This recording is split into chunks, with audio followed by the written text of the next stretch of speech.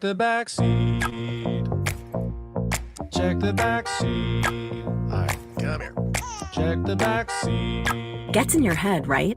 Good. Because every year, dozens of children are forgotten in the backseat of a car by a parent or caregiver. All never thought it could happen to them. But with changes in routines, distractions, or a sleeping child, it can happen to anyone. Parked cars get hot, fast, and can be deadly. So get it in your head. Check the back seat. A message from NHTSA and the Ad Council.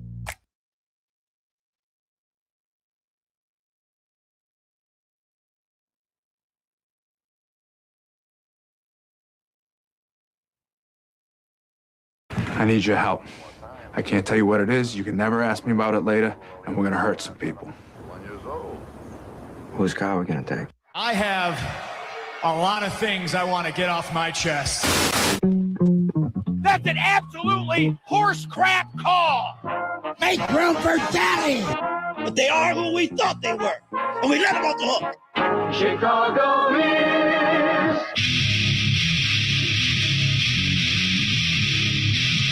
This is Middays with Matt on 1620 The Zone.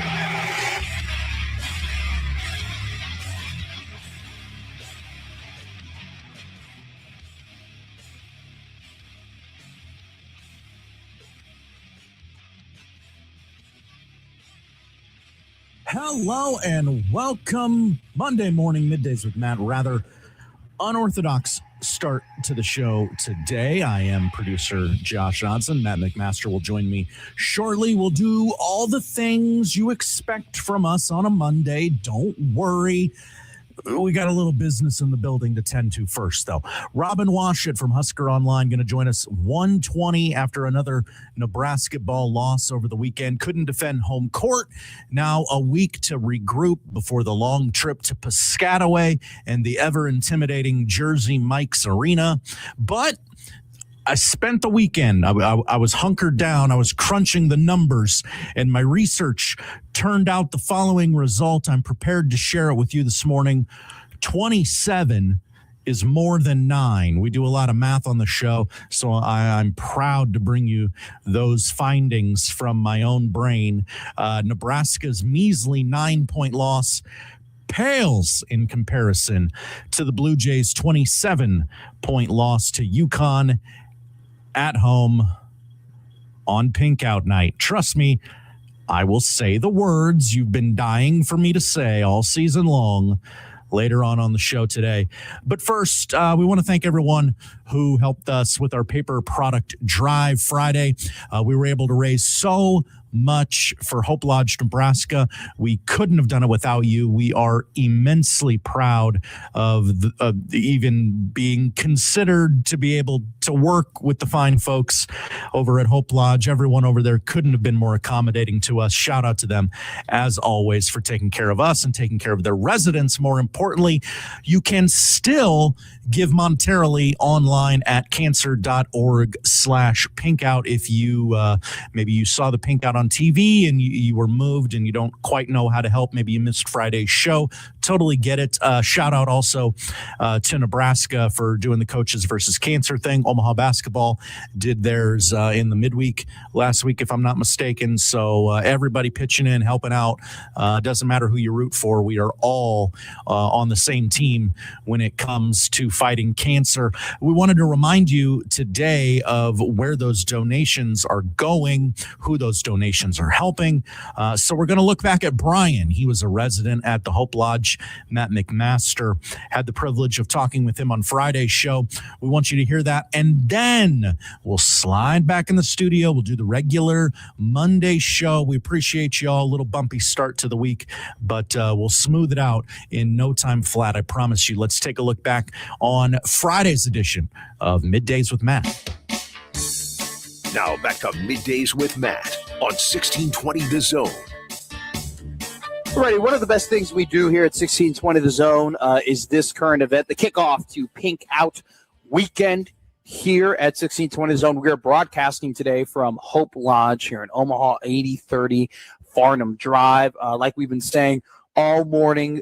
We are having a paper drive here at Hope Lodge. So if you want to come in, bring any paper products, paper towels, tissues,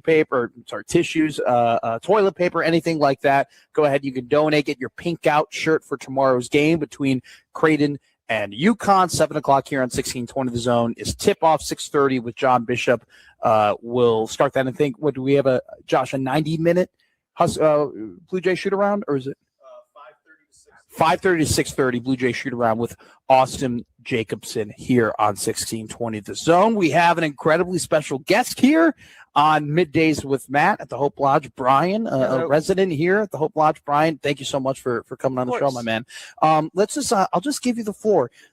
Just tell us your story. How did everything transpire? I know that you just told me you it was about a week ago they told you were in remission, and so congratulations to that. We're so happy to hear that. Yeah, everybody clapping here. Congratulations to you, Brian. Just tell us your story, my man. I'll give you the floor. I mean, it was about like 7 months ago. It was maybe back in June. I was just like really tired for a while. Didn't really know what it was. We were just getting ready to go on vacation, and I caught one fish. It was first day on vacation. I caught one fish, and I was like, man, I feel real lousy. I went to the doctor, had like a 4 hemoglobin. That's like really, really critical. Oh my God. So I think you're supposed to have like 12 minimum, but I'm not too sure about the numbers exactly. Yeah. So anyways, bounced between a bunch of cities, took about 2 days. Eventually I got a bone marrow biopsy, diagnosed with leukemia. So that was like a six months adventure after that. I mean, because I was up in Minnesota at the time. I drove all the way down to Omaha.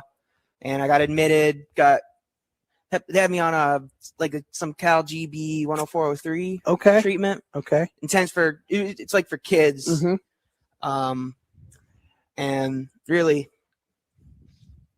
where am I going with this? Something that they didn't offer in the town that we're from. Okay. So, and by the way, Kate, your mom, AKA mom. You guys are just, how did you end up here at Hope Lodge? Like Brian said, we had left June 9th from our hometown to a lodge up in vacation lodge up at Walker, Minnesota. And we went out and he had been tired. Yeah. And he actually took the last day off before we left on vacation from work just to see, because they were shorthanded. Yeah. So he thought it was because he was working, longer, more. And he felt like, I'll go with you guys, because we actually weren't going to take him if he was sick. Yeah. So we went up there in Walker, Minnesota, took him into the clinic. The clinic sent us to Bemidji, Minnesota. Bemidji, Minnesota sent us to Fargo, North Dakota. Wow. And Fargo, North Dakota sent us down here to Omaha because the type of leukemia that he has, the treatment that they did at UNMC. Yeah, they don't offer it in Sioux City. So we would be stuck in Omaha. I mean, really a lot of the time. I mean, I think the first day, I think we were there for at least 60 days. And 68 days. And that wasn't even because of obligation. I had to stay here for another 100 days on my transplant day. And I'm on day 70. You can't be more than half an hour away from the hospital. And that's one of the amazing things about Hope Lodge is the central location to a majority of the cancer hospital treatments here in Omaha. So, if something goes wrong, which sometimes it does, you're like 10 minutes, sometimes less, 12 minutes from a lot of the hospitals here. So, it's definitely been an adventure. I want to ask, though, because obviously, I can't imagine the stress that both of you have been going through, and either of you can answer this, but, when you're told, okay, hey, you have to be here for a very long time. You can't be more than half hour away from the hospital, right?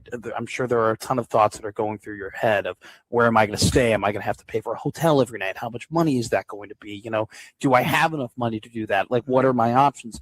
What was that reaction when you guys found out there was a place like this, like Hope Lodge, that could provide you, the kind of residency you need to battle this thing? Well, I mean, I know for a fact, but just back it up a little bit. When we were back in Fargo, like we did have the cabin set up, and like that wasn't even like, because like not only were we paying for that, but it's like it was so far away. Like really, I don't know how far away it was exactly. It was like an hour drive, wasn't it? 2 hours. The cabin was 2 hours from Fargo, and they were thinking we were going to stay there. Wow. And we were arguing, we're not from here. We can't do his treatment here. And they said, well, I mean, you can't delay it. We have to address it right now. We have to start treatment now. Because the amount of, they call them blast, the cancer cells that he had, 95%.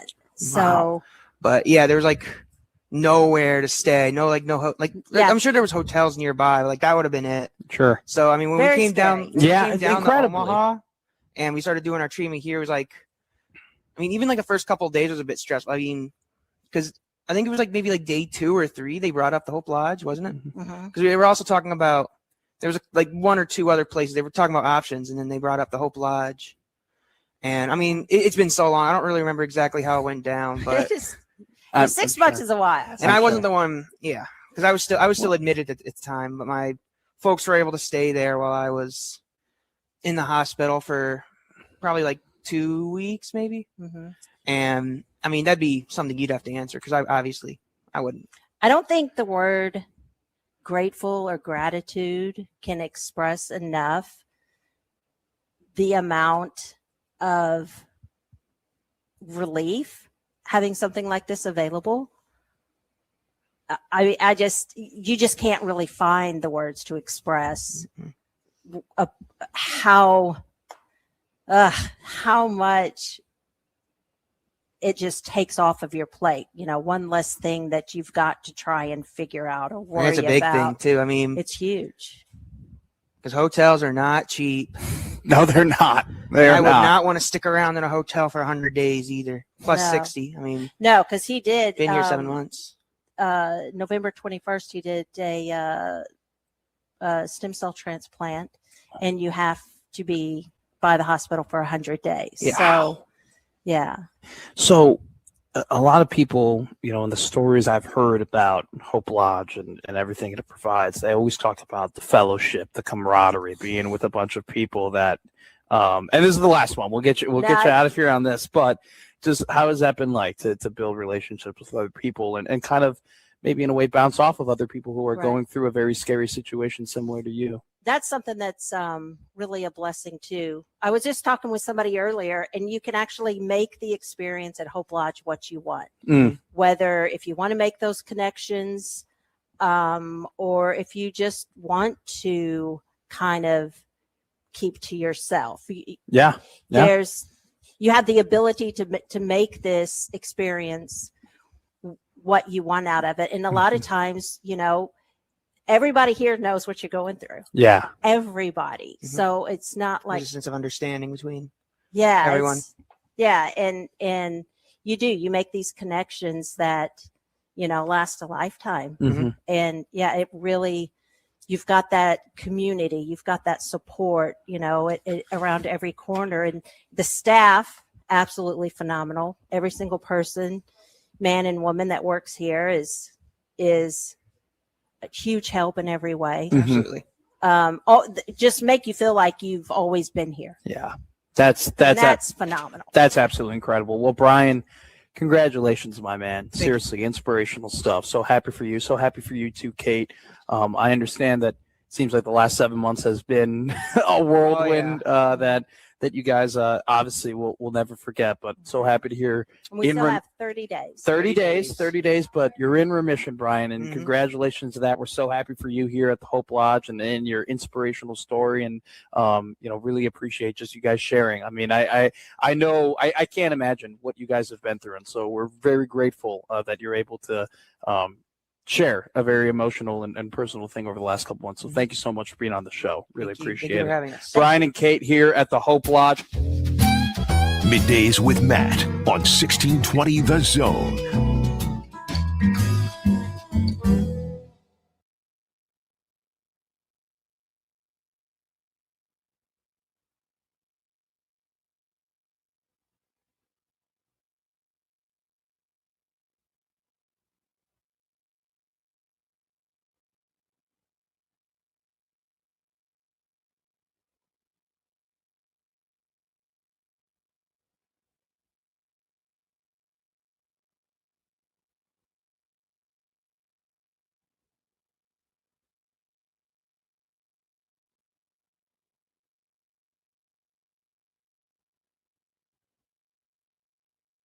Mainly cloudy and mild for your Monday. Watch out for some patchy fog early, mainly west of the metro, with mostly cloudy skies, wind light and variable throughout the day with highs in the low to mid 40s. I'm meteorologist Sean Everson from KETV News Watch 7.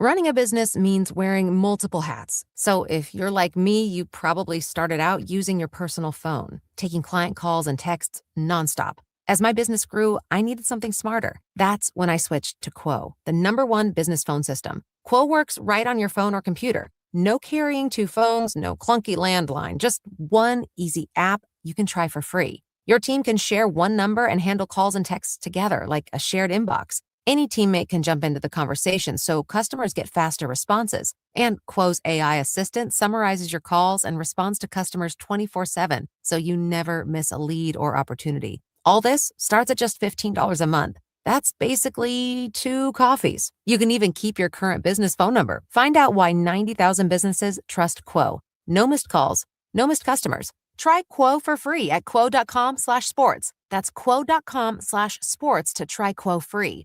QUO.com/SPORTS.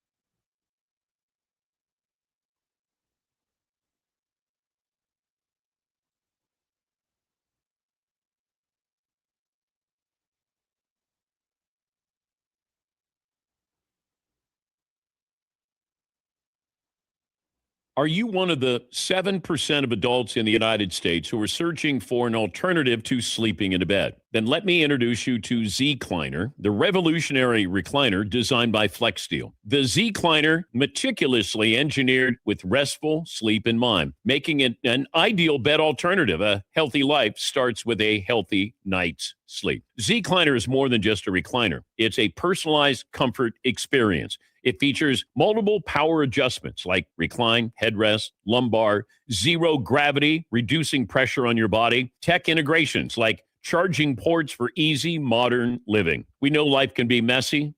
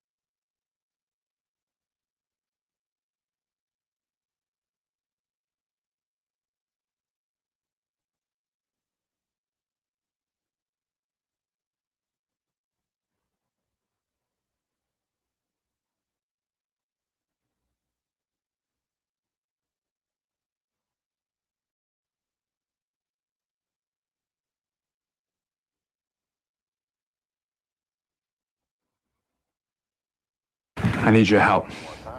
I can't tell you what it is. You can never ask me about it later, and we're gonna hurt some people. 1 years old. Whose car are we gonna take? I have a lot of things I want to get off my chest. That's an absolutely horse crap call. Make room for daddy. But they are who we thought they were. And we let them off the hook. Chicago is.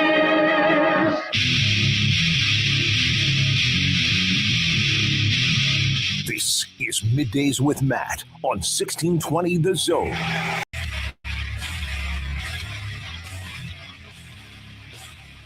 Middays with Matt here on 1620 The Zone.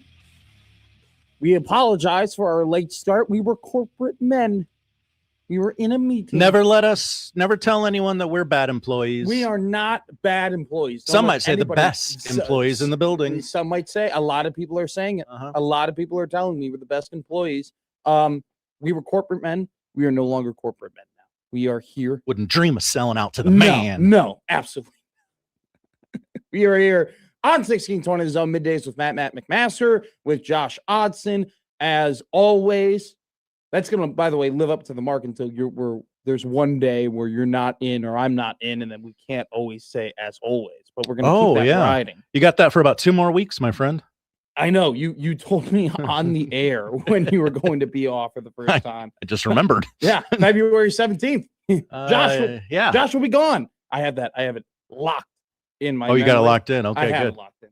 You know what? I am getting to the age, though, where I probably do need a calendar in my life. You should probably write it in your calendar because it's the 16th. No. It's the 16th? Whatever that Monday is. Whoa. Wow, I got it wrong. Not to produce the show over the air, but. What do you mean produce the show over the air? You produce the show over the air. That's how producing works. That's right. Josh. Here on 1620 Zone Middays with Matt. Hell of a weekend of sport, not only locally, but nationally as well. If you're a fan of college basketball, you're killing it. Something just came across my ticker, Josh Hodson. You have a ticker? Your heart? No, not in my heart. I'm talking about online. When you look up, I might be the only the wires host in America that looks up sports every time before I go on the air. You do a Google search for sports? Yes. Incredible. I love learning things about you. I just put in sports. You be shocked on what you get. Like, you get a lot of news and a lot of headlines, and you find out a lot of things that are breaking over the air. It's actually a very good strategy. You should try it out. Okay. When I did my daily Google search of sports, the NFL injury report for the Super Bowl came out today. Oh. You're not going to like this. Drake May listed as questionable for Super Bowl 60 due to a illness/shoulder injury. So Mike Vrabel has since said, hey, I'm not worried about Drake May and his shoulder. I think he's going to be fine. We're not freaking out about it. So maybe we shouldn't freak out about it. But you hope that he has some fine practices so we're not having a, very eye-rolly Super Bowl, because that would suck. That would suck. So it would. Drake May listed as questionable for the Super Bowl. I think it's protocol more so than him. There's no way he's not playing. But that is some news that he will have a shoulder injury. And there's no way on God's green earth, if the New England Patriots lose, Boston fans are going to make the excuse, well, if Drake had a good shoulder, if Drake was fully healthy, if he didn't have a nagging injury, they would have won. There's no way the people of Boston would make those excuses. Right? I can't say that with as much confidence as you. No, I have no confidence in that. You know that people the Bostonians are already licking their lips with excuses after finding out that Drake May is questionable. I think he's going to be fine, though. We should have a great Super Bowl. We're going to try and have a daily Super Bowl segment leading up to the big game here. Today we're going to reveal our favorite prop bets for the Super Bowl. Our favorite, what is the dumb thing that we would never bet on a regular season game that we would like to bet on for the Super Bowl? Okay. Gatorade color. Everybody has their favorite. I know a guy every year, he puts $100 on the coin toss. Whoa. And he looks me dead in the face and he goes, best bet on the board. Really? Yeah. He's like, you won't have better odds of winning this one. I mean, this is the best odds you get all year long. It's the Super Bowl coin toss. Which, by the way, when San Francisco played Kansas City and they went to overtime 2 years ago, he was asking, "Can I bet on the coin toss again?" There's another coin toss. Can we bet on it? So that's his favorite prop. I have my favorite props. Josh Odson has his favorite props. We'll talk about that. 1 o'clock, we're going to have the odd news with Josh Odson. And then at 1:20, we're going to have Robin Washut of Husker Online/On3 talk to us about Nebraska basketball.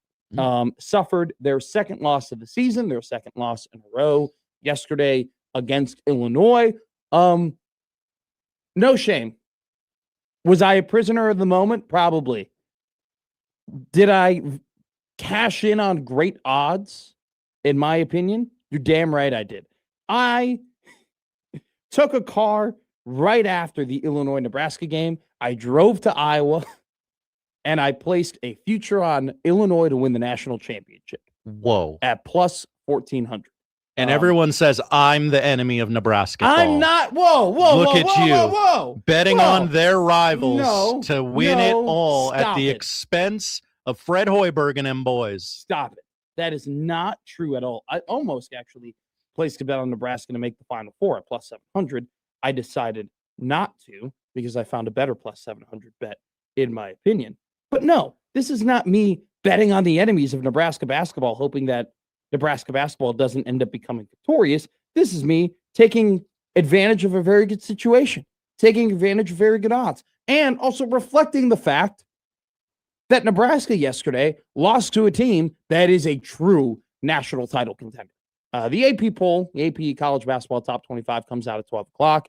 I'm sure Nebraska is going to fall on that poll. Illinois, I think will. I don't know if UConn didn't beat Creighton by as much as they did. If that was like a close game, similar to what UConn has played against Providence twice and Villanova, maybe Illinois would have jumped UConn to be the second best team or second rated team in the country. I think they'll be top 3, undoubtedly, honestly. I think it's going to go Arizona 22-0. Sure. Then UConn, then Illinois, then Michigan. I do think this is the point in the show where we should probably prepare the Nebraska basketball fans in the audience, because the pollsters are going to drop you like a stone. Not okay. I don't think it's going to be that bad. I think it is, because this is like like when Virginia Tech gets their way up to number 4 in football back in the day, and then they lose a game. And it's like, okay, you're 22nd now, so we don't have to deal with you anymore.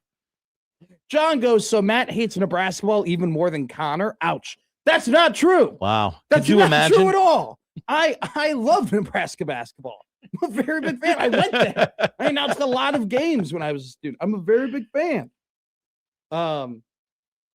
No, stop it. I just watched Illinois play basketball and win their 11th game in a row. And I've also watched a lot of Illinois basketball over the last couple of weeks. They are true national title contenders. Heck, on Friday, you and I tiered all of college basketball, and I put Illinois in my tier 1. You did. I told you they're a great basketball team. They are a great basketball team. So I placed a plus 1,400 is great. It's great odds.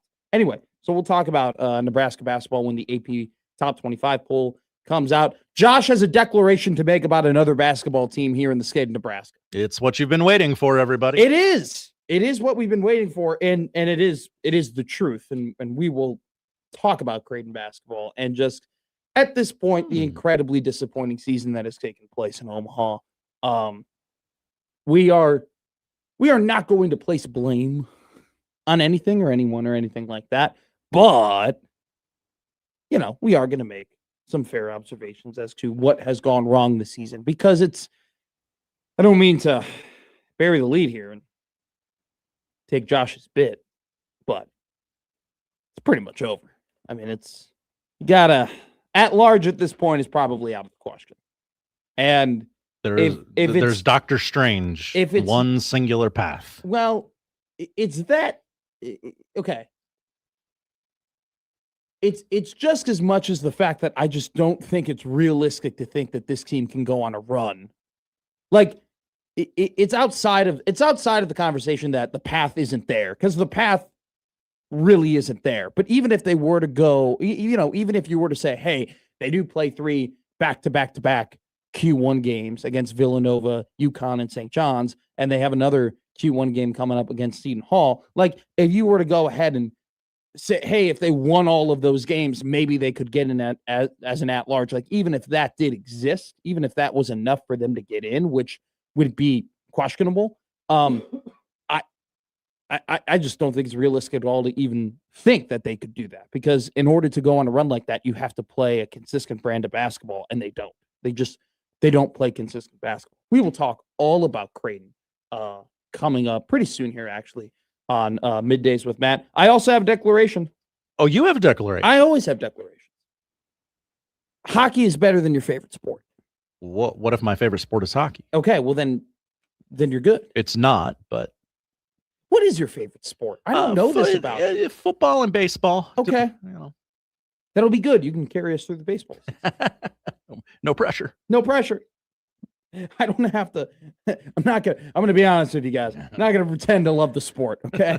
I'm not going to pretend to love it. I'm going to go ahead and I will do my due diligence as a Cubs fan. Okay. But you will be our resident. You'll be like how about we counter program unsportsmanlike conduct, and instead of the daily slice of college baseball, we do the daily slice of MLB baseball. Expand the but it's just the like IP. It's just like a 2-minute segment of you telling me whether or not the Mets won or lost. They probably lost. I'll tell you that right now. Yeah, they're probably going to Spoiler alert. Had one of the best off seasons in the MLB this season. They're the Nebraska football of Major League Baseball. You know what? Great off season. We should do that, where we pick the Nebraska football of every single sport. Okay. Like what team closely emulates Nebraska football in every single domain? Baseball, hockey, football, like NFL football. That'd be fun. I think that'd be we should meld the minds and do that as a segment one time. We'll also go through just college basketball. Really, really fun week. In terms of that, a lot of big things coming up. And then we got to talk about Nebraska football. We do. It's required. You know what? Spring football is right around the corner. I mean, they are a couple of weeks away from starting that out, because it's super early this year compared to what it's been in the past. The spring game is on March 28th, which everybody's freaking out about the whole Elite Eight potential of what if Nebraska basketball is in the Elite Eight and the spring game is on the same day. I'm going to tell you right now, people are going to the Elite Eight. Okay. All right. I mean, spring game is fun. The spring game is big, and don't get me wrong, and we love to get B-roll. The spring game is awesome B-roll day, right? Like just 10-11 and Channel 7 over there and KETV here, they're just licking their lips to get all the backups and all of the depth pieces that you typically don't get during a regular season game. Big B-roll day spring game is. But if Nebraska were to be in the Elite Eight, Nebraska basketball, I think we all know what we're going to be covering. Talk about college basketball, talk about Nebraska football. There was a big day of visits, or big weekend rather, of visits for Nebraska football, bringing in a lot of guys from 2027, from 2028. We'll talk about that. And I also just want to talk about the psyche of Nebraska football, because something, I don't know, this massive commitment to the class of 2027 has me thinking a little bit. It's got me dwelling on their massive investment and how just all in they are and making sure that they have a top class for 2027. And I think there's a little bit more to it than just, hey, we're doing our job, we're recruiting really well. I think there's more beneath the surface of simply them just putting a lot of eggs in a basket. I think there's some motive behind it, and I think that we have to have a serious conversation of, how can 2025, the results of 2025, how does it potentially affect 2026 within the building? Because I think that 2025 has a lot of elements that happened in it, especially at the end, to rattle the cage of that entire program. I'm rattled. Rattle the confidence of that. And it's one thing for us to be rattled, right? It's one thing for fans to be rattled. It's one thing for media to be rattled. But I do think there are ingredients and arguments to be made that the cage of the entire coaching staff was rattled by the end of 2025. How do they respond to that, though, is the bigger answer, right? Does their cage get rattled? And they go, well, I'm ashamed of myself. Well, I'm not going to respond. Well, maybe I'm not good enough. Or does their cage get rattled and they lace up the boot scraps and they roll up the sleeves and they say, no. We're going to fix this. We're going to prove our worth. We're going to prove to the people that we are who we say we are, and we are who we believe we are. But has that belief changed a little bit because of the results of 2025? We'll talk about that here on Middays with Matt. Great show ahead of you. Creighton basketball, Nebraska basketball, college basketball. Hey, Sean McVay and Kyle Shanahan have like all of the coaches under their tree hired in the NFL. We're going to talk about that. But also, I do warn some NFL teams, don't get lost in the offensive sauce. Okay, don't get lost in it. I think everybody now is like, we're getting back to the, have you had lunch with Kyle Shanahan recently? Oh, you have? Please be our head coach. We might be falling into that territory more than the actually making some smart hires that fit your program and can build a culture. So we'll talk about that all here on 1620 The Zone.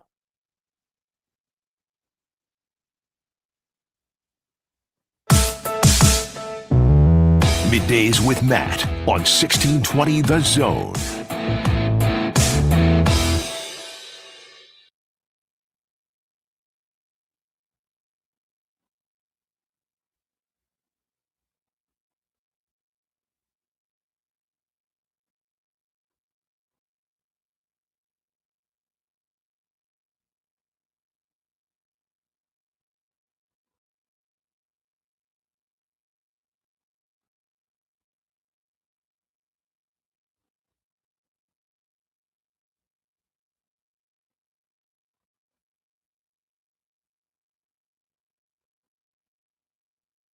Hey, wouldn't it be great if life came with a remote control? You know, you could hit pause when you needed to, or hit rewind. Like that time you knocked down that wasp's nest. Uh-oh. Or that time you forgot to roll up your windows in the car wash. Fantastic. Yeah, a remote control would have come in handy then. Well, life doesn't always give you time to change the outcome, but prediabetes does. With early diagnosis and a few healthy changes like managing your weight, getting active, stopping smoking, and eating healthier, you can stop prediabetes before it leads to type 2 diabetes. It's easy to learn your risk. Take the 1-minute test today at doihaveprediabetes.org. Life doesn't come with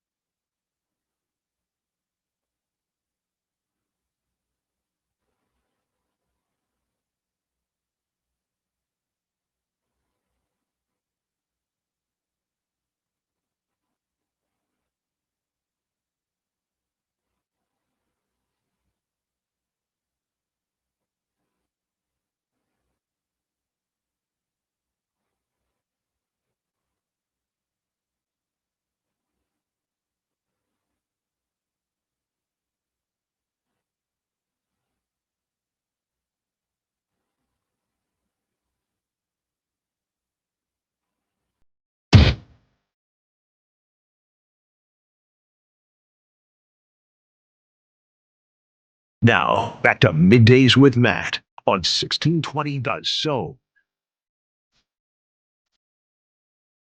New article just 13 hours ago, put out by Steve Wiltfong. Feel like Fong gets lost in the media sauce a little bit. I love a Fong bomb. I love a Fong bomb. But like we're now getting Pete tweets, you know? And honestly, Pete Thamel and Pete Nakos are the same person in my mind. I see Pete and I go, oh, okay. They have like the same sort of Twitter profile picture as well, where it's like a pro pic of them. Like it's a nice little headshot of them. So I just see Pete and then I see sources tell me. And then they go ahead and they like tell me that some coach got fired or, you know, some tampering cases going on or what the new college football rules are going to be. I will give Thamel and Nakos credit. They do, whenever they do tweet, it is very informational and very useful. Wiltfong, though, commits and top targets feel at home at Nebraska as Huskers are positioned to add a top 10 class. He leads it off by saying Nebraska coach Matt Rule and the Huskers are ripping and roaring on the recruiting trail early in 2027 cycle. We will talk about that recruiting cycle and what's going on for Nebraska football. We'll give you some details on some guys to look out for. Big recruiting weekend in Lincoln, indeed. We're also going to have Tim Verghese on the show tomorrow, and he will give us all of the info, all of the intel, all of the what we need to know. You know, some of these things too, like there are prospects who aren't, like people know how the recruiting process works, okay? There are prospects who are on campus because it's like, hell yeah, like they can legitimately go here. We legitimately have a shot at getting them. Then there are prospects that are on campus where it's like you're kind of on the outside looking in, and there's a little bit of a give and take of like, we love to be like, hey, we had this top guy on campus, and you know the prospect is like, why wouldn't I get wined and dined by a Fortune 500 company, basically, and taken out to dinner and given free stuff and get all this merch and hang out. I mean, you are like a king if you are a college athlete on these visits, especially for football. I mean, it's incredible. Not only just what Nebraska does for athletes, but what just teams do for athletes. Growing up in the, I was never the D1 athlete who was going on visits, but knowing the people, being very good friends with the people who were D1 athletes who went on these visits, it's awesome. It's awesome for the athletes. So there's the give and take of there's some guys on campus where it's like, all right, Nebraska can legitimately acquire them and they could end up being commits. And then there are some, other prospects where it's a little bit on the outs to say. And so we're going to talk to Tim tomorrow all about who to keep up for. But we're also just going to talk about this recruiting class and what it can mean for Matt Rule and his tenure going forward at the University of Nebraska here on Middays with Matt. 12 o'clock, the AP poll drops for college basketball. I disagree with you. I don't think Nebraska is going to drop like a bag of rocks. This is your chance, pollsters. I don't think they're going to. I don't think they're going to take that. I hope they don't. Let me be crystal clear about that. I think they'll end up at like 10 or 11. Okay, that would be. I think 10 or 11. All things considered, would be my guess. Because I think that if like the national story, like it got to the, I do want to stress this greatly. The fact that John Rothstein tweets out, "Hey, Michigan won by split decision," right? The fact that the national sentiment was Nebraska probably should have won that game, and if they had Braden Frager, Rink Mask, they would have won that game. The fact that that's the national sentiment plays well for Nebraska. And then them losing to Illinois, I mean, how much is that about Nebraska as much as it is Illinois might be the best team in the country right now? And they brought in a ton of new guys who have never played together. Not only who've never played together, you got to understand when you bring in a lot of European basketball players and you try and mesh them with American basketball players, it's just two completely different styles of basketball that these guys have learned and grown, kind of grown up playing, right? Like how Europeans teach basketball and how European basketball players, the things that they value compared to what American basketball players value are very different. And so when you kind of meld that group together and then you put them all under a new system with Brad Underwood, and a lot of the guys that they have on Illinois' team, are new. Mirkovic is new. Ivasic is new. Vonimir Ivasic is new. Tomislav, is his brother. He's new as well. Like, Kummerkaus has been on that team. Boswell has been on that team. But Wagler, Keaton Wagler, who's playing like the National Player of the Year right now, he's new. So, like, this is an Illinois basketball team that, they stumbled against UConn and lost by double digits, and they stumbled in Chicago against Alabama at the United Center and lost that game. They've now kind of learned how to play together, and they've kind of molded into a legitimate team. Like, they are a team now. They're on an 11-game winning streak. And so I think you watch that Nebraska game, and we'll talk about it, when the AP poll is released, but I'm not overly concerned with Nebraska. I'm not. There is one aspect I'm fairly concerned about. But overall, as a team, I still think, like, I don't walk away from that Illinois game thinking Nebraska can't make the Elite Eight.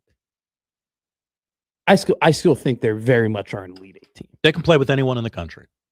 Yeah, but I think yesterday proved that if they're going to beat the best teams in the country, you can have a bad game from somebody, from one of their top players, and beat Oregon by 20. You can have a bad game by one of your top players, and you can beat Washington by 15. Same thing with Northwestern. Same thing with Minnesota. You can't do that against Michigan. You can't do that against Illinois. And part of that happened. There's also another aspect of Illinois. Like, I think the fact that this is the second time Nebraska, or Illinois has played Nebraska, that most definitely played a massive factor into that game, in the results of that game. We'll talk about all that at 12. Great weekend of college basketball overall. The Charles Bediako saga continues because the judge who was on the case very much had a bias because of the fact that he was a donor, which, by the way, is such a college sport thing, that the judge making decisions on temporary restraining orders to allow players to play on teams also is a donor of that program that he's making the decision on, which is just so wild to me. But that whole saga got delayed because that judge was asked to recuse himself from the case from the NCAA. He has recused himself, but because he's no longer on the case, I got to get a new judge, so it's been delayed a little bit. So he was able to play against Florida. And it was about a week ago when this whole thing was really starting to kick off, Todd Golden, the national championship head coach of Florida, said, we're going to kick their ass anyway. That's not going to matter. They did. 100-77 was 100? The score. They scored 100 points against Alabama yesterday. It is the second time in 20 years that a Power 5 team has scored 70 or more points against another Power 5 team in the paint. Florida scored 72 points in the paint. 72. Whoa. Talk about backing up your words with your actions, by the way. Because Todd Golden, it's one thing to be like, hey, we're going to kick their ass, and then you make like 17 threes, and then you're just absolutely on fire and you can't miss. It's another thing to be like, no, we're going to kick your ass, and then we're going to go into the part of the court in where Bediako is, and we're going to put 72 points on him collectively as a group. Impressive stuff from the Gators, who I don't know, they're Jekyll and Hyde at this point is a little like a great version of Jekyll and Hyde. I want to add for Florida, because they still are a really, really good team. But you go ahead and you kick the crap out of Alabama, who's still, Nate Oates still has that crew, despite of what you think about the morality of how they built their roster. That squad is still really, really good. They go ahead and they kick their ass, but then they play Auburn, who has struggled this year, and they lose to them. So who's 24 minutes, 6 points, 7 rebounds. Yeah. It's embarrassing. This whole situation's embarrassing. You should be lighting these children up, Mr. Bediako. Indiana and UCLA played a crazy-ass game yesterday. 2 overtimes. 2 overtimes.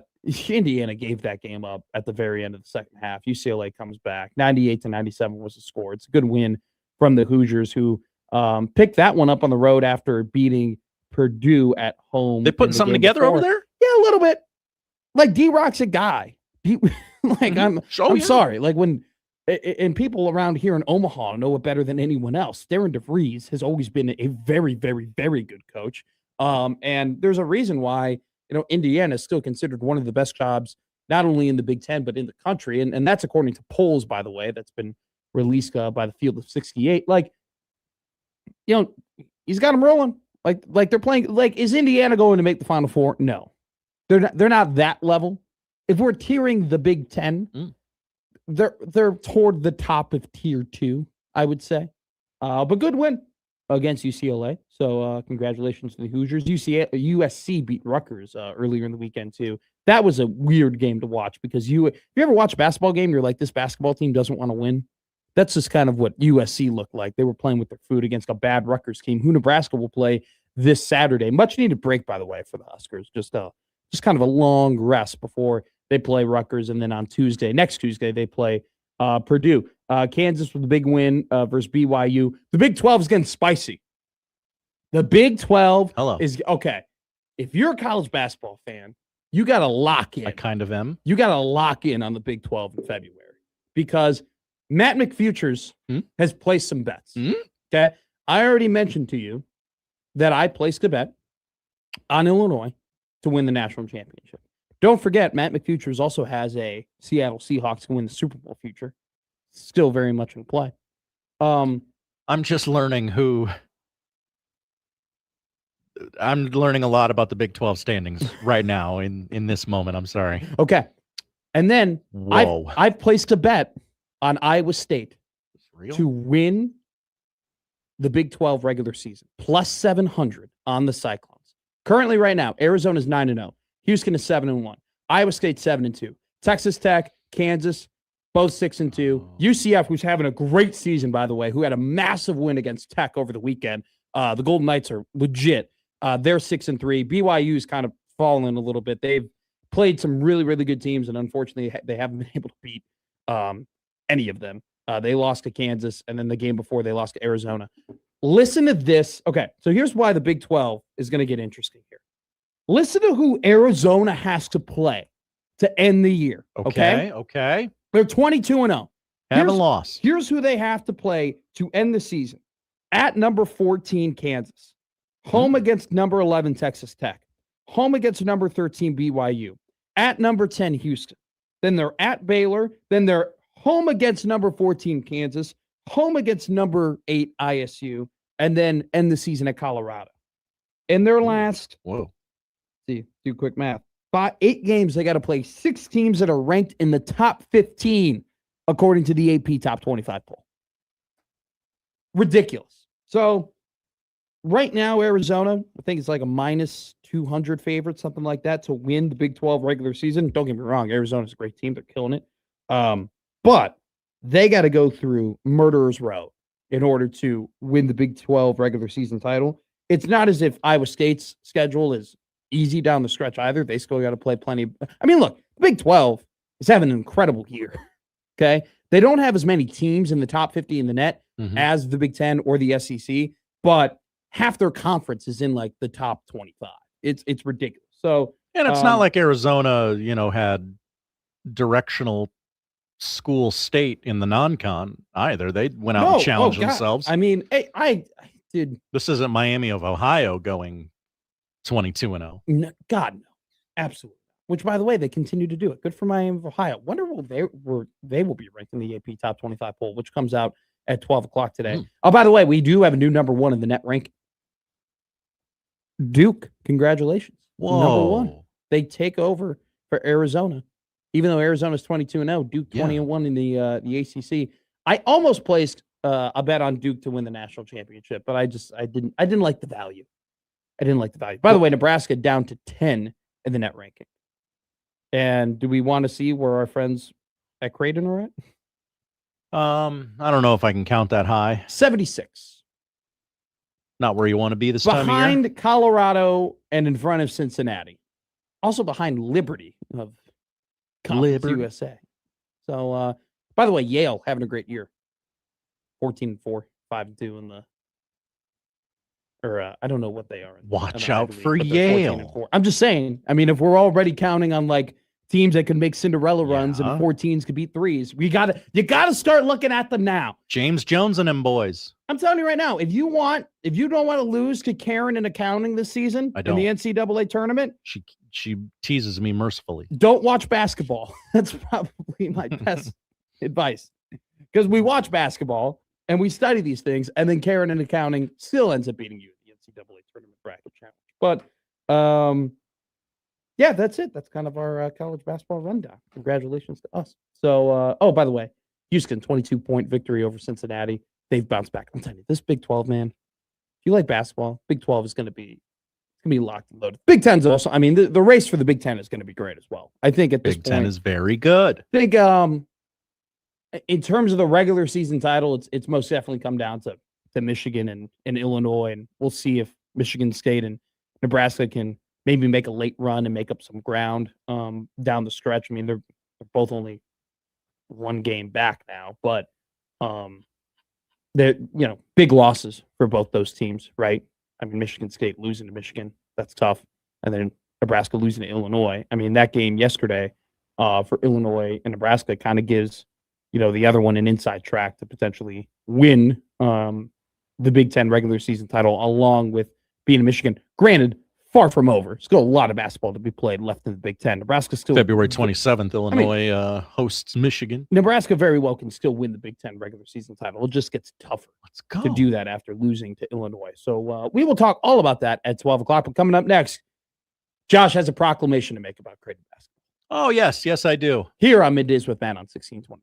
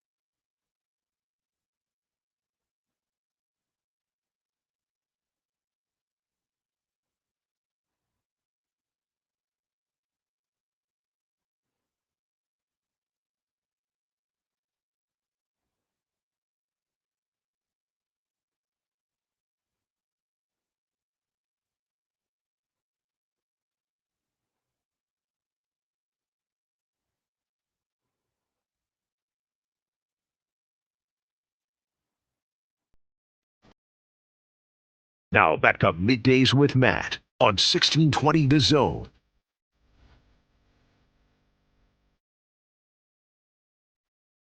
Don't you love it when you make a tweet and then it just goes ahead and just blows up in your face a little bit? You just didn't think it would be as polarizing as it would be.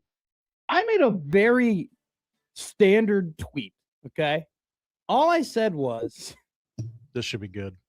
I tweeted out, have you not seen this, by the way? I have not, no. Okay. I tweeted out this statement. Nebraska played a team for the first time this season that was objectively better than them. Pretty insane to think it took until February for it to happen. Okay? That's all I was saying. Hey, okay. Illinois was the better team. They were clearly the better team. That really hasn't happened to Nebraska. Like, I don't think Michigan was objectively better right than Nebraska. I mean, Nebraska led that game for 37 minutes, didn't have two of their three best players, and it was clear that they weren't able to close out the game because 4 of the 5 guys on the floor played 36 minutes before that final stretch. So I sent out that tweet thinking, all right, I'll get some play from the Husker fans being like, hell yeah. No, it exploded. Like, I have Michigan fans now, like tweeting at me, getting very, very mad at me. I have Illinois fans very, very mad at me. I have people, why would Illinois fans be mad at you? You said their team was better. Exactly. I don't know. I don't understand why. Then I thought this was going to be all Husker fans. Then I have Indiana. Like, this Indiana guy came in, and he started talking to me about like Indiana basketball. And then this Iowa guy goes, thoughts on Iowa making a run in February. So I don't know if I guess. What are your thoughts on Iowa making a run in February? I think Iowa's awesome. I mean, they beat the crap out of Oregon yesterday. Well, I mean, they destroyed everyone them. Seems to be doing that nowadays.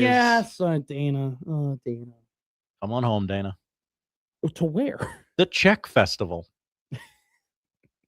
Is that a big thing in Omaha? It's a thing in Nebraska that he goes to every year. Oh, really? I didn't know that about, Okay. Well, he might have to go somewhere other than Eugene coming up pretty soon. But a lot of people got really mad at me. Also, too, people didn't understand. There were too many people who were like, didn't you forget that Nebraska already played Illinois this season? I'm like, okay, was Illinois objectively better than Nebraska in that game? Were they objectively better? No, because if they were, they would have beaten Nebraska at home. So I have to explain that to people. Then a guy didn't understand that teams can just get better as the season goes on. It was a foreign concept. And then can I just, before I move on from this, because I think this is funny for you and me to hear because we just know this isn't the case. But this guy tweeted at me, starting to become obvious.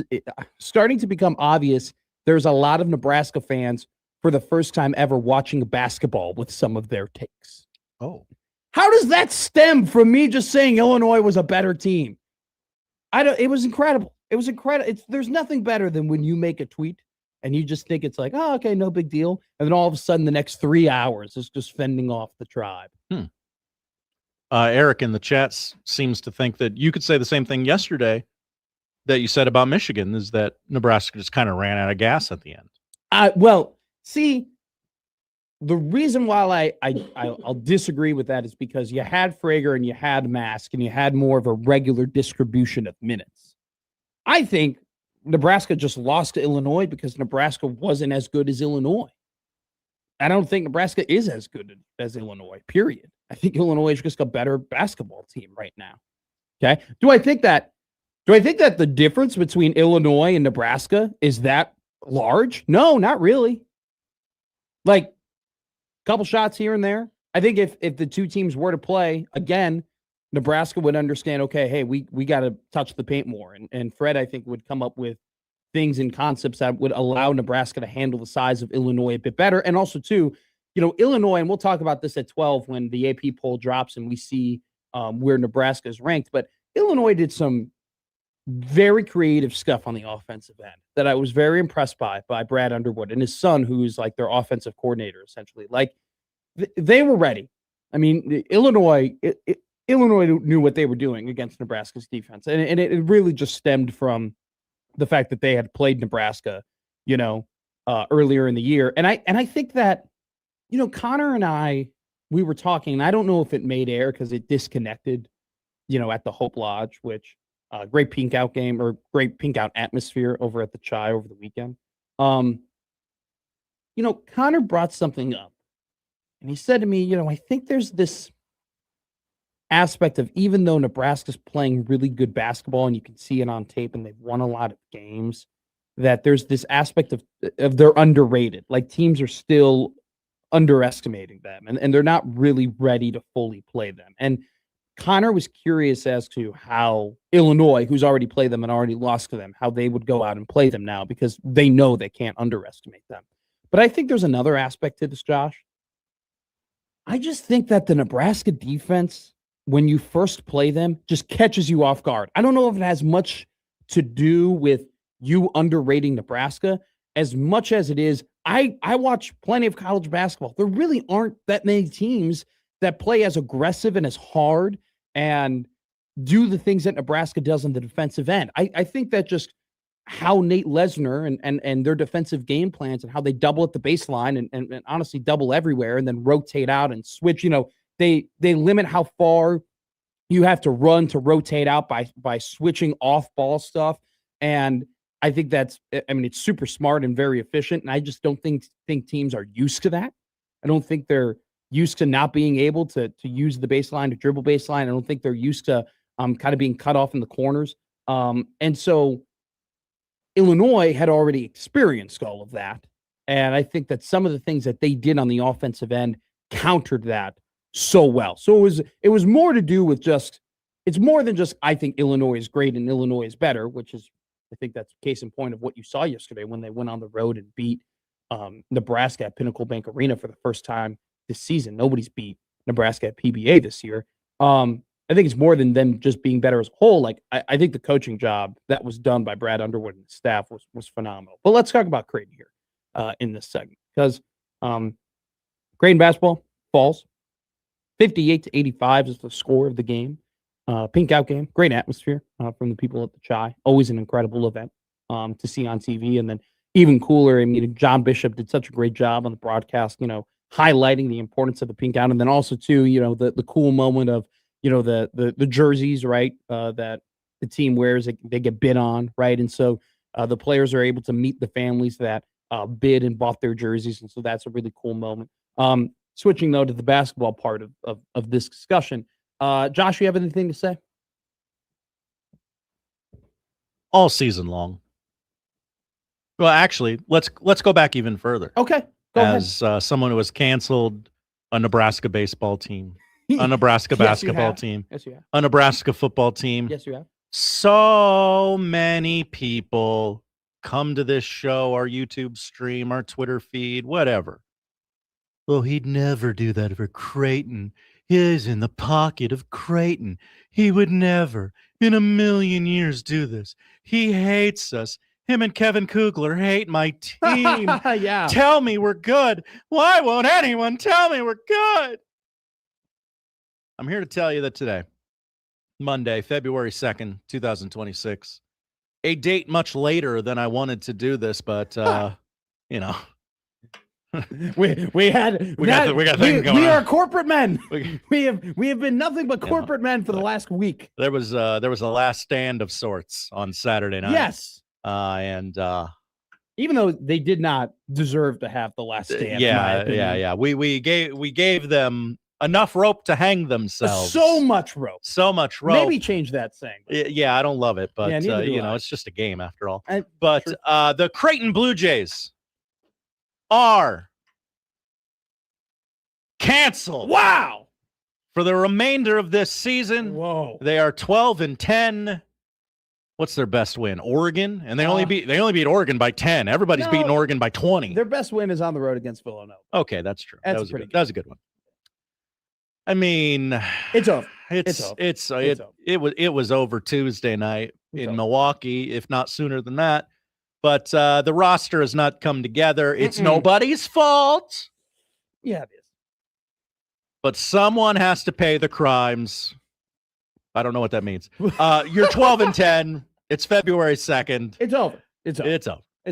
Hashtag the path is canceled. Hashtag the dinner was in hindsight, meaningless. It really was. Somebody mentioned to me, because I went out after the game on Saturday. Wow. I know. What a late night. Turn lefties into a Seeger bar. It was awesome. Touch Tunes, one of the best conventions ever. Okay. Like, it's just awesome. The fact that I can just put $10 in a jukebox and turn a public establishment into my own aux, And yes, I'm willing to pay a lot of money to control the touch tunes. You are at that age. I am so at that age. You're not waiting. You're skipping. You're I do skipping the line. I do skip the line because I want to listen to my music. Mm-hmm. All right. Like, come on. And I have now the money to do that. It's very nice having a job, the perks of a job. This guy's got touch tunes money. Exactly. Connor had blueberry money. You got touch tunes money. So, but all this to say, somebody mentioned to me, well, they got to win the Big East tournament now. And I looked at them like this, like I'm looking at you. Really?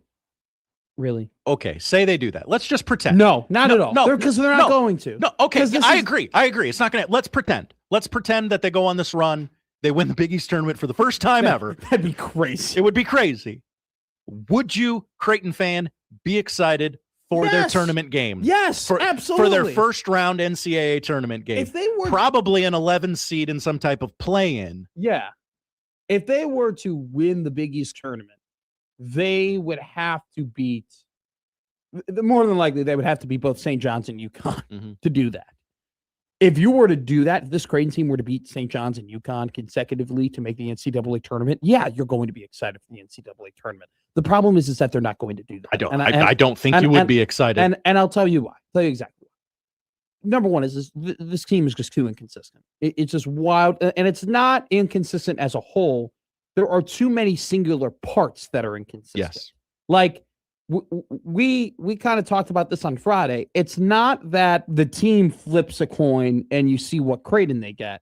It's each individual player flips a coin to see how well they play. Because, yeah, you'll have an Austin Swartz game, but then Nick Graves won't play well. And Nick Graves will play really well, and then Josh Dix won't hit a three for the second straight game after hitting a three in 32 straight appearances dating back to last season. Right? It's just this team is too wildly inconsistent, and that's just from an offensive end. From a defensive end, they just have no paint presence. It was FS1 did a great job when they go ahead and they had the in the huddle moments, right? All right, in the huddle. What are the coaches talking about in the huddle? And they, UConn is shooting the cover off the ball. I mean, hitting three after three after three in the first half. And Danny Hurley is in his huddle. And what is he telling his guys? Hey, you got to put more pressure on the paint. This is what we talked about in the pregame, putting pressure on the paint, put more pressure on the paint. And that just goes to show you that, like, the book is out. Like teams just know, hey, if we're going to beat Creighton, we have to get to the paint, and there's not going to be a ton of resistance because 1 through 5, they don't play good on-ball perimeter defense, and their pick-and-roll defense is atrocious. It's bad. It's terrible. They just don't have an inside presence. They lost on second chance points 23-8 against UConn. Before garbage time, that score was 23-3. I mean, they got dominated on the offensive boards. They got dominated on the glass in general. They got dominated in the second chance points, and teams just know that when it comes to getting to pressure in the paint, Creighton is a turnstile. And they've had this problem with clearing the boards all season, and they still, even when, you got 5 guys trying to crash the defensive boards, they can't figure it out. And so, they're inconsistent from a player-to-player basis on offense, and they just have not been able to figure out how to get an inside presence on the defensive end, which has caused them to, give up an absurd amount of paint points from game to game. And funny enough, UConn only had 28 paint points because they were hitting so many threes. But at a certain point, UConn, when it was competitive in the first 16 minutes of the game, they were kind of moving off their screens. So they would set a screen, with the guy, guys handling the ball and the screen would come, right? And they would move east to west across the perimeter, right? And they would use that screen to then kind of move to the right or, pass the ball and get into a motion-based offense, or move to the left and pass the ball and get into some, just try and find a shot on the perimeter. After that timeout, which caused, after that timeout happened a 14-3 run, and then they end up winning the game by 27 points. In the pick and roll, they started moving north to south. Okay, they stopped going east to west. They stopped trying to play some motion on the outside perimeter to get some shots. They started going north to south and started hitting the basket hard. And that's just strictly because when Creighton lost Ryan Kalkbrenner, there was no way in HE double hockey sticks they were going to find a guy that 1-for-1 could replace Ryan Kalkbrenner. They were not going to find a guy who could do what Ryan Kalkbrenner did at the University of Creighton University. There was no way they were going to find that guy. But they were hoping, all right, we're going to get somebody who can do 80% of what Kalkbrenner can do. Maybe we find a guy that can do 60% of what Kalkbrenner can do in the paint. They have not found anything close to that. They have zero paint presence. And you just can't trust a team to go on a run, whether it be in the regular season or whether it be in the tournament. You cannot trust a team to go on a run if they can't guard the paint. You cannot trust a team to go on a run when they're consistently giving up efficient looks around the basket. You cannot trust a team to go on a run when they're consistently giving second chance opportunities to good basketball teams. You cannot allow that to happen. When Creighton plays a team that has one dominant big man, it's over. It's over. They're probably not going to win that game. Big East has a couple of those. Right? The Oswin from Providence, that was case in point. Like, they had him, and that was it. Terrence Reed Jr., man, ate Owen Freeman's lunch. Okay? He was dominant, and he was physical. And Freeman could do nothing really but foul. I mean, he had 4 fouls, before. I think there was like 13 minutes left when he picked up his 4th foul or something ridiculous like that in the second half. I mean, it was just, it's one of those things, Josh, where it's, people say, oh, well, maybe they can go on this crazy run and win the Big East tournament. They don't play good enough defense to do that. They are too soft in the paint to go on any sort of, long withstanding run for them to beat good teams. And they're too inconsistent from a player-to-player standpoint on the offensive end, too. There are games where Josh Dix looks like, my God, he's do-it-all, rebounds the ball well, passes the ball well, he's hitting threes, he's got that midi going. And then there are games like the last 2 performances he's had where he hasn't hit a 3, and he's looked absolutely atrocious, right? And then, like, there's a whole chunk of the season where Blake Harper seemed like he was unplayable, And then he goes ahead in this last stretch. He's looked really good. But then there was like a good 2 weeks where you're like, oh my God, Austin Swartz. Like, if he continues to play this way, he could be like a all Big East caliber guy. And he still played well, but he's not at the level of what he was when he was really hitting. And so it's kind of one of those things where the story of this season has been, Creighton is consistently inconsistent. Just game in and game out. You don't really know what you're going to get outside of the fact of, well, they're not going to rebound the ball very well. And they're not going to guard the paint very well. And it was, John Walker wrote an incredible article about Creighton's interior defensive struggles. And it just struck me when Coach Mack, who I have so much respect for him as a coach and, what he's been able to do in his career, like, when he goes ahead and he says, it kind of is what it is at this point. Yeah, that was pretty telling. That's tough. That was pretty telling. That's tough. Mm-hmm. when they go, hey, coach, how you gonna fix your interior defense? Being honest, kind of is what it is. We're not signing Charles Bediako. We're not good. Don't do that. There's not a trade deadline in college basketball. We can't go ahead and acquire anybody to fix or that guy who's played in actual NBA games. So, Amari Bailey. Which, by the way, Amari Bailey was like a top prospect too. Coming to college. Crazy, but like it's one of those things, Josh, where it's like you cancel them.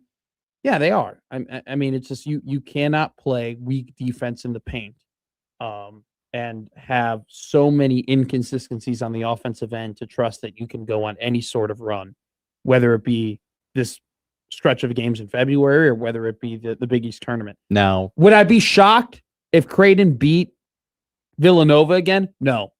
Would I be shocked if Creighton had this game against St. John's where St. John's can't hit anything if they fell out of a boat, and Creighton just finds the 3-point line and they hit 14 threes. No, I wouldn't be shocked, because this team still has, the talent on the offensive end and shooting ability on the offensive end to just have one of those crazy ass games where they beat a team they shouldn't. Can you trust them to consistently, game in and game out, go on a long-standing run that can get them back within NCAA tournament contention or win the Big East tournament? No, you can't. They're too inconsistent, and they're weak in the wrong aspect of the sport, which is which is paint defense. I will say this: the teams I have canceled, one of them went on to win the Big Ten baseball tournament. The other went on to win the crown, and then after that went on to win 20-some games in a row. So maybe there's hope, Jays fans. They're too inconsistent. Absolutely. They're just too. Hasn't looked right all year. No, it looked right for at the end of December. Yeah. That after the Kansas State game, put a couple together. A 2.5 week stretch where you're like, okay, the team has an identity. And the identity was Josh Dix and Austin Swartz are really, really good. And Nick Graves can give you some solid contributions coming off of the bench and can be a spark plug and can push the ball down the floor. That was all right. This is their identity. And then it just kind of, and I think the Jason Green, the nagging shoulder injury, he's certainly hasn't helped. I would not be shocked in any case or way, shape, or form if at the end of the year he has some sort of surgery and, he's out for an extended period of time. But that guy, Jason Green, is going to be the last person I put any sort of blame on. Jason Green is not canceled. Jason Green is not canceled at all. Man, every team needs a Jason Green type guy. That dude does everything you ask for in a basketball player. Playing hurt, playing out of position, battling hard. The dude plays 6 inches taller and 40 pounds heavier than what he actually is. I mean, he's a basketball. I love Jason Green. But kind of is what it is at this point. All right, we have an early meeting with our bit committee. Oh, Nathan from Ohio is on the line. The Prairie Flower Casino hotline, 402-951-1620 is the number if you want to join in the conversation. Nate, how are you? Doing great. Time to convene the bit committee. Okay. What are we? We are convened. We are together. What is your idea? Josh, can you have your pen and paper? I'm ready. Josh is ready. So this all right. This is bit committee, the horny edition. Okay. All right. Yep. All right. So Tread lightly. You don't want to get canceled. I don't make the rules. So the first one we're going to look at is the poll question. Okay. So you guys were debating Thursday and Friday, do we continue with the poll question or whatever? And I think we should, but we should sexy it up. All right. So I got some taglines. Okay. All right. There we go. I'm writing this down. Sexy up the poll questions. Okay. That's right. So tails of the poll is kind of what I think we should do. So here we go. So tagline number 1. Okay. Josh is the master of the poll. Okay. Let's see what you did there. All right. All right. Yep, All right. Yep. All right. You have another one? Number 2. We work the polls so your daughters don't have to. I like that a lot, actually. I'm a fan of that. We work the polls so your daughters don't. Okay. All right. And then this third one is especially funny, only in the context of Matt saying it, because your T's and your D's you have problems with. I do, yeah. Very, very well known at this point. So Josh Otson, the best poll writer in the world. T's to D's. All right. I got that. Right, Nate from Ohio. Great meeting of the big committee. Josh Otson, the greatest poll writer in the world. Gonna have to really Brian Christopherson that T. Poll writer in the world. Important identity. I've just given up on the whole thing, by the way, on what basketball team plays at the CHI Health Center. I've just given up on that. Boy, if you emphasize it, half the audience is mad at you. If you don't, half the audience is mad at you. You're damned if you do, you're damned if you don't. It's almost as if that's just kind of the story of things at this point. Things in a nutshell. But, alrighty, coming up, good segment. Great job. Great job there. Great job, team. Josh canceled Creighton. Needed to happen. I did it. You said I wouldn't. We needed to have an in-depth analysis about this basketball team because I don't think it's going to happen that much more often as the season progresses. Like I think UConn was probably the end of us making a point to really talk about every Creighton basketball game. Whoa! At this point, like we're going to talk about it. Like don't get me wrong, they're on our station. We broadcast those. But I don't think I'm going to have a 22-minute segment on them anymore. Unless corporate tells me. You don't know what's coming around the corner. You might need that segment. That's a good point. That's good. We are, well, you know what? We are good enough with the Olympics and, the World Cup. That'll get the Olympics will get us further. I don't think the World Cup starts before April. Also, horse racing. I mean, we're okay. 13 We're a horse days racing out. show. We are a horse racing 13 days out from what, Matt? From the first 50-point race of the Kentucky Derby. What does that standings. mean? Because you have to earn points to make the Kentucky Derby. You have to earn points. Yeah. What do you mean earn points? You have to go and race in these. Oh, big like points. Bob's gonna they're gonna tell Bob, hey, Bob, I'm Bob. I got these horses. Okay, but Bob's got like 7 different horses. Yeah. All right. What I'm saying is, though, you got to go in the points race. You got to earn enough points to be on the Kentucky Derby standings, and in the top 20 or it's different because there's the Japanese part of that too, where it's like they have their own qualifications. So like it gets all in the weeds, but like the top horses with the most points end up qualifying for. Had no clue there were prelims for the Kentucky Derby. Do you think they just picked 20 horses at random? Yeah, kind of. No. The Kentucky Derby is not a pay. Well, it is. What's the Santa Ana? It very much is a pay to enter. It's Santa Anita. Okay. The Santa Anita. That's the Derby. one where all the horses died, Yeah. right? Okay. Okay. I don't bring that up to like laugh at horses dying. I'm just trying to like, okay, these are the things I know about horse racing. You can teach me as we go across the next 3 months to the Run for the Roses.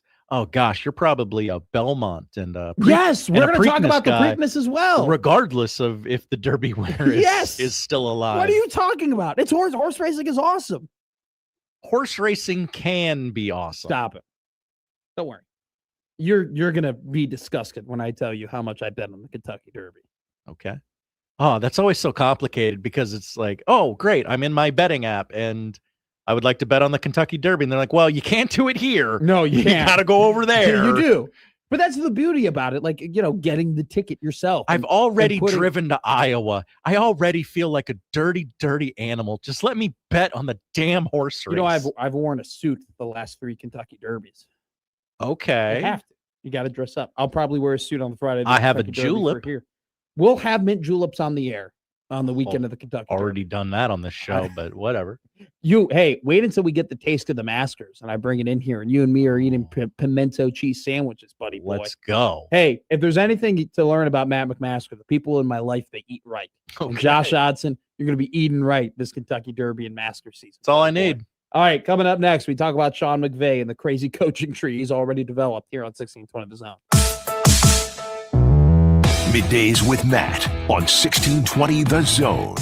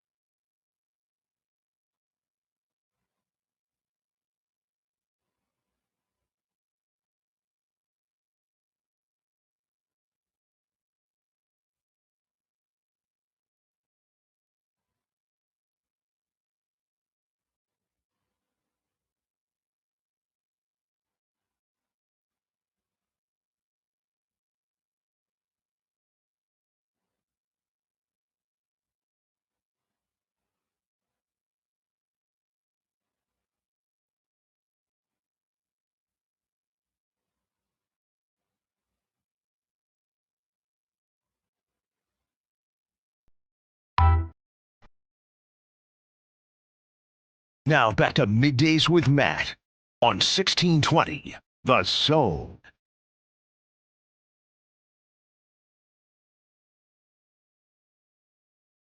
Creighton and Nebraska lost over the weekend. Creighton lost to UConn, one of the best teams in the country. Nebraska lost to Illinois, also one of the best teams in the country. But Omaha won. They picked up a big victory. They went on the road. They beat Denver. At least somebody won in this state. Third win in a row for the Mavericks. Shout out Paul Jobé, 6'7" junior, previously from Miami. Hails from France, by the way. He's a Frenchman. Very good basketball player. He didn't play, so from what I can remember, he came in late. He transferred kind of late into Omaha, and so he couldn't play at the very beginning of the season, and so he had to wait a little bit. His first game was on December 20th. Dropped 27 points on the road against Denver. In the month of January, he has scored 20 or more points 5 different times, currently averaging 20 points on the season and about 10-ish games played this season. So big win for Omaha, who are now over 500 in the Summit League after a big road victory against Denver. So Omaha, 4th in the conference. The Mavs obviously came into the season with a ton of expectations. Picked to be, I think they were either 1 or 2 in the preseason poll for the Summit League. Played for their standards and for just a lot of team standards, did not play an easy non-conference schedule. I mean, played LSU, had a really long road trip in the Miami, New Orleans area. Played Murray State, who was one of the better teams at the time in the Missouri Valley. They're kind of faltering right now, though. Murray State got BTA'd by Belmont. That was a Fred King and them boys. Game. Yeah, I'm kind of a sicko for watching that game, but I watched it for 10 minutes and I was like, this is kind of ugly, and then I stopped watching it. But big win for the Omaha Mavericks, so congratulations to them, finding momentum at the right time as we enter the month of February, just 1 month away from this best month, one of the best months in all of sports, March. God, it's almost here. It's almost March. John Rothstein in his tweets, buying us counting beers down the days. Yeah, what is he calling it? Like a Peroni something or whatever. Peroni, delicious beer. Where do you think he'll go in Lincoln? I have some recommendations. Okay. Can we book John on the show and potentially give him some different places he could do his happy hour? He famously doesn't sleep. He does famously not sleep. But I wonder, I would also, I don't know if I would have the cojones to ask John Rothstein how many of his tweets are scheduled. But you have to think just from a normal human perspective, he's got to have a couple of scheduled tweets. I would think so, yeah. You got to think that. Nothing wrong with that. Nothing wrong with scheduling tweets. We know a lot of people who schedule tweets. No big deal. But can we maybe I'll just put that task on the air. Maybe we try and book Rothstein. We give him different places that he can do his happy hour at in Lincoln. I would suggest McKinney's. McKinney's is awesome. Now, McKinney's might not be big enough to support having a massive John Rothstein happy hour. Mm-hmm. It might be his best option might be Tanks Corner, which is formerly known as the restaurant Longwell's. That's over there in the rail yard. They got 2 different spots. I know that one. So it's like they got 2 pretty big areas they could do a happy hour. That's kind of by the gate 25 area over there. That might not be a bad place. Now, I always thought that Occidental, you know where Occidental is in Lincoln? The college? No, not the college. Occidental? Yeah. No. In LA? No. I've never heard of it. Okay. Occidental it's not like a speakeasy, but it's kind of a hidden bar a little bit in the Haymarket. Classy. And it's actually where they do a lot of football events where they have like visitor. And I know this because the bar was right next to my apartment. And so I would try and get like a, end of the night, little cooler before you head back home. Like you're walking home from the Oak Street bars and it's like, oh, hey, I'm just going to pop into Occidental to go and get a ranch water real quick and then walk back home and go to bed. And you'd walk in there and they're like, oh, they're having like a parents event for visitors for football. Like, oh, okay, there's the coaching staff getting after it in there, just because, you're recruiting people and stuff like that. So, but Occidental, great place. I think, for a happy hour for John Rothstein. Might be a little bit too hidden for him to do that. But actually, if people, this would be a good tweet. If you want to tweet at me or text at us, 402-951-1620. Tell us where you think John Rothstein could potentially. I also got to stop talking as if it's a guarantee at this point that Nebraska basketball is going to win an NCAA tournament game. Okay. Can't get overzealous. Crazier things have happened. You would like to know the matchup first, I guess? Yeah, kind of. I mean, a little bit. I mean, if you're a 2 seed, I don't think. No, if you're a 2 seed, it's not necessarily as much about the matchup as it is don't S the bed. Like, don't play terribly, yeah, right? Yeah, sure. Now, if you're a 5 seed, absolutely, you want to know the matchup. If you're a 7 seed, hell yeah. But I don't think this team, I don't think Nebraska is going to fall any lower than a 4 seed. I think the 4 seed is the floor at this point for Nebraska basketball. A lot of unforeseen things would have to happen for this team to lose enough bad games for them to not be a top 3 seed or a top 4 seed rather. Mm-hmm. So, real quick, the Arizona Cardinals very quietly and sort of just out of nowhere hired Mike LaFleur, the little brother of Matt LaFleur, to be their head coach. What? That's going to confuse me. Idiot. There's 2 LaFleurs. And they both start with an M. There's can't win an NFC championship game LaFleur, and there's tiny little baby LaFleur. Whoa. Tiny little baby LaFleur is the new head coach of the Arizona Cardinals. Okay, tell me about tiny baby LaFleur. Well, tiny baby LaFleur is 38, so he's a young guy, much like that whole kind of crop of young offensive minds that are taking over head coaching jobs in the NFL. He was the offensive coordinator for the Rams this season. He was the Jets OC from 2021 to 2022, but he didn't call the plays. So he didn't call the plays for the Rams this year, who made it to the NFC Championship game. Sean McVay did.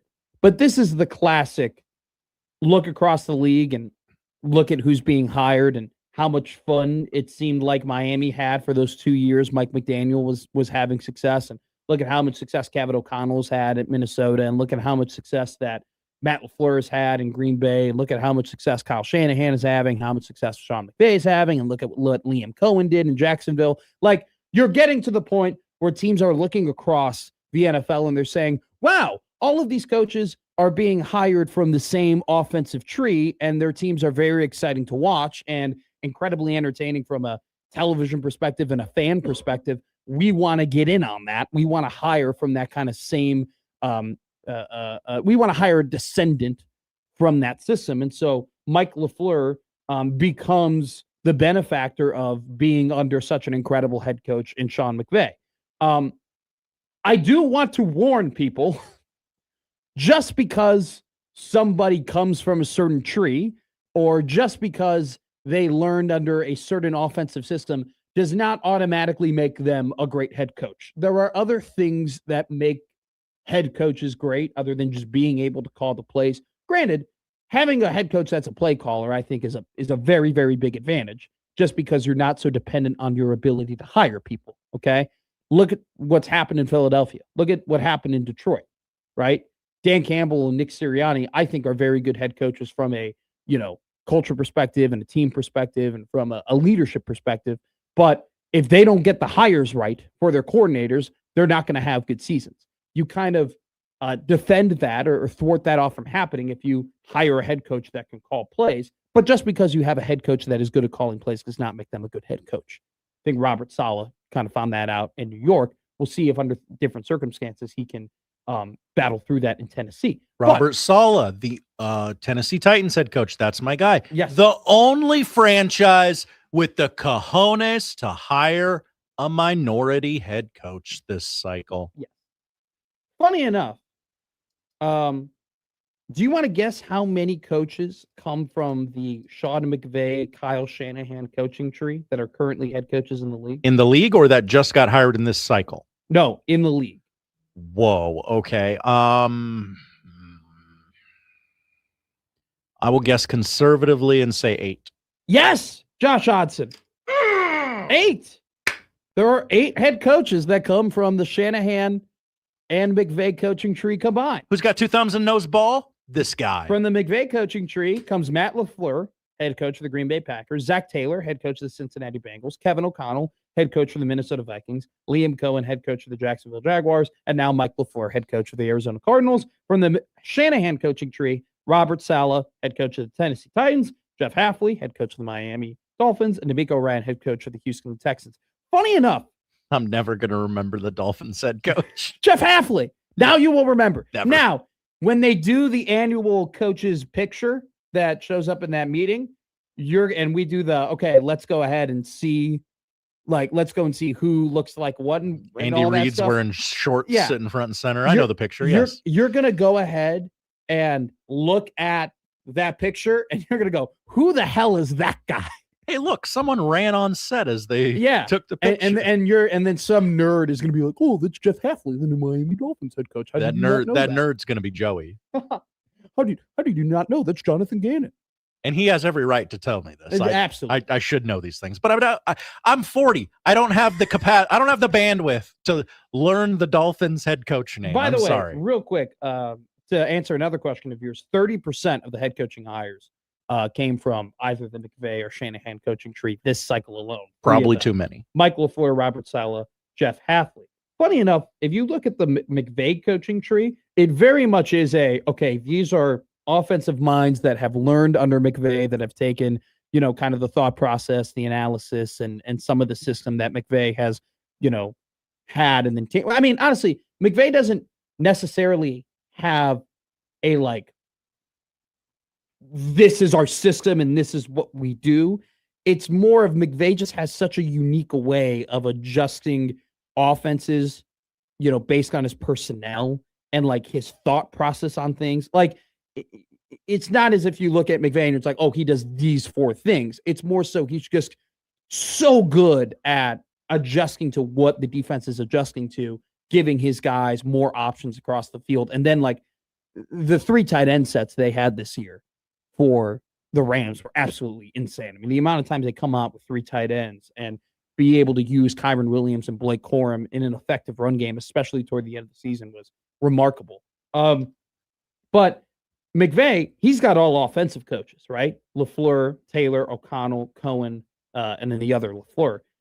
Funny enough, Kyle Shanahan, awesome offensive coach. I think we're getting to the point where it's Kyle Shanahan has had a massive impact on the game of football, and he is a really, really good head coach, yet he doesn't really have anything on his resume. Yeah.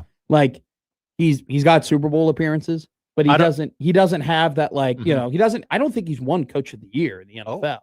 I think he's won AP coach of the year, but I don't think he's won. You want to look that up? I'm almost positive he hasn't.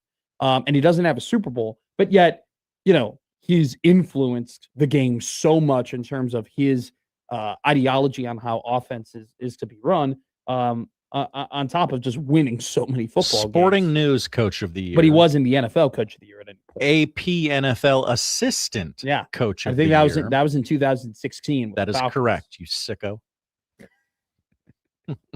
But it's funny with Shanahan, the coaches that been hired under him are defensive coaches.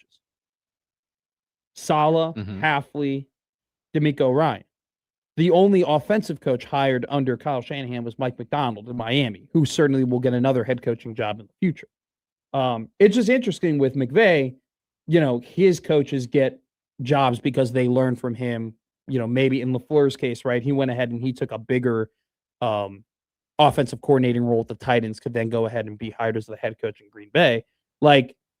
You have these guys who very much take the offensive understandings of McVay and learn how he thinks and tries to add that to their offensive systems. With Shanahan, it's just very clear he's awesome at hiring defensive coaches. And clearly his offensive coaching definitely influences their ability to coach the defensive end, which is probably why they're really good and they end up getting head coaching jobs. But that's just a fun little tidbit, to talk about. It's just unfortunate. McVay has the Super Bowl, and that's never going to die. It's funny, the guys under him, LaFleur, Taylor, O'Connell, Cohen, and now this other Mike LaFleur, they haven't really accomplished a whole lot of anything in the league, which I think is to note, right? Hey, we love to hire somebody under the Sean McVay coaching tree because they learned under Sean McVay, but none of these guys have won Super Bowls. If you look at Shanahan, It's not as if he's passing down these teachings of offense, other than Mike McDaniel people, but his guys are getting hired to be head coaches. Unfortunately for Shanahan, at this point, his greatest accomplishment is all of the coaches that he's influenced and that have been under him, whether it be a head coach or offensive coordinator, whether it be in Washington or Atlanta, but it hasn't necessarily been through the wins, or the big wins, rather, in the Super Bowl. Are you in the camp? I don't want to put words in his mouth. He's the best coach in the NFL. Sean McVay or Kyle Shanahan?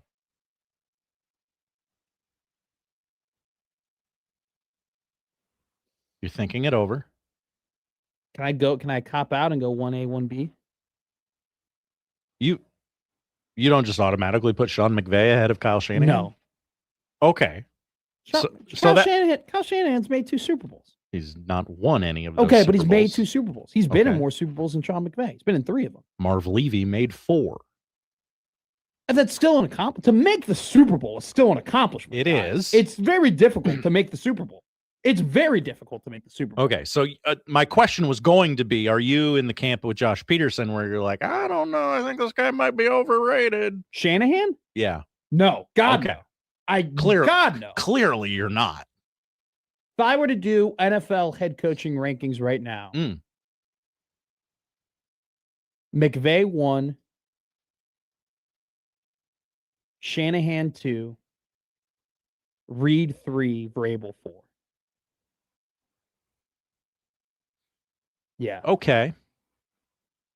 Oh, God, I hate putting Reed 3. Because I just have so much respect for him. Okay. It sounds like you don't. I do. Would you like, would you like to change it? It's just this season just was not good for Kansas City. Either but I of the can't. Harbaughs? But I That's can't, not his fault. I can't live in the moment. Would you like to put Dan Quinn in your top 5? No, hell no. What about that Duval guy? I would go. If we're doing it correctly, McVay 1, Reed 2, Shanahan 3, Vrabel 4. Okay. Reed's 2. Andy Reid was a Hall of Fame coach before he got to Kansas City. I was very short-sighted off the rip. I was very short-sighted off the rip. Sure. I had to readjust. You allowed me to readjust my alignment here. I did. McVay 1. I love Shanahan though. I think Shanahan. This is interesting to me. Why? I think he's and the injuries that he's had to deal with throughout the last couple of years, and I think he's such a good head coach. I mean, they are always, if they're healthy, they are always in it and they are always competing. And he's so good at hiring defensive coordinators. He's really good at it. But he's not good at. He's been to 2 Super Bowls. Hiring.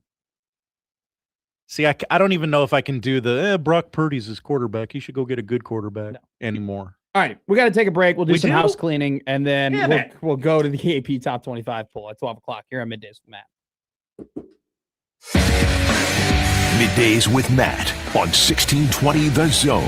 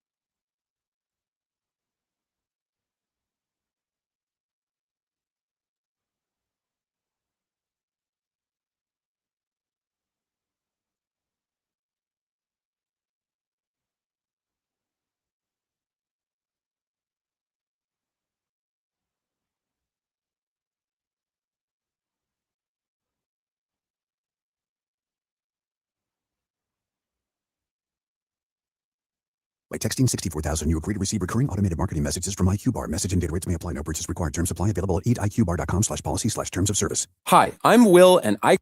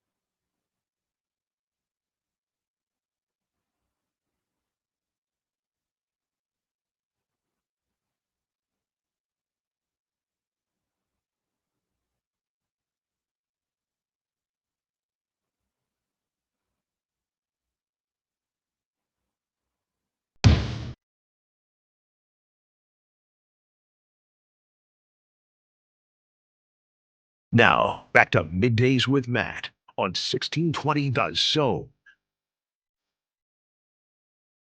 Sad Husker fans writes, I said Husker fan, don't be sad.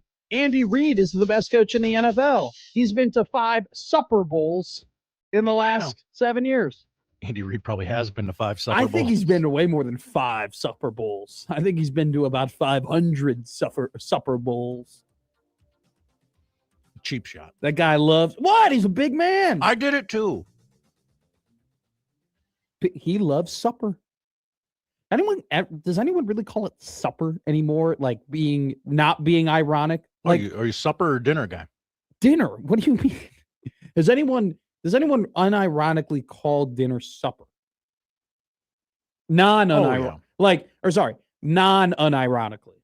Non-unironically. Yeah, like actually thinks it's supper. I'll bet John Bishop's a supper guy. Oh, he's outside right now. We could definitely ask him. What is that? Is that an insult from you? No. Okay. I don't know what it is. I'm going to be completely honest. Sure, but it's a vibe. It's thing. not nothing.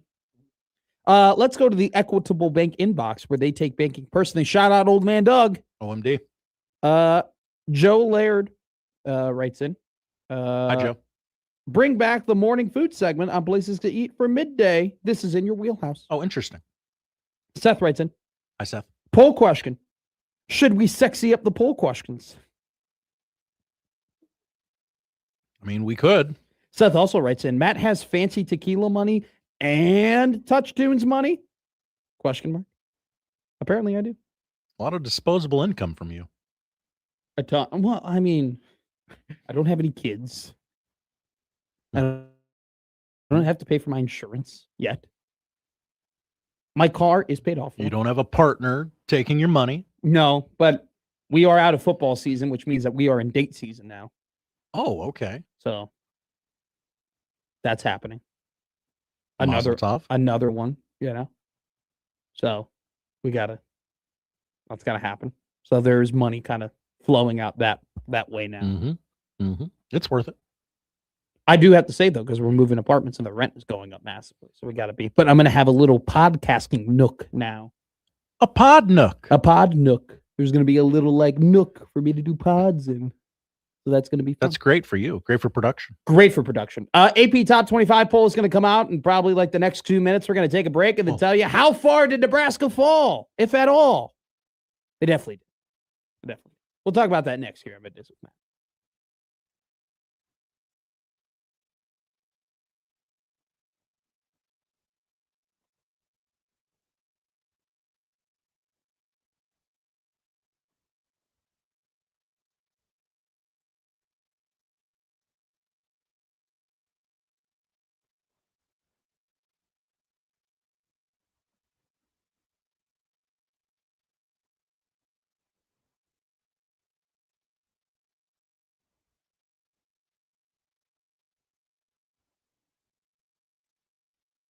Email unsportsmanlike conduct on the Equitable Bank Zone inbox with whatever is on your mind, from your hot takes to what you think is one. The Zone inbox is brought to you by Equitable Bank. We take banking personally. We want to hear from you on the Equitable Bank Zone inbox.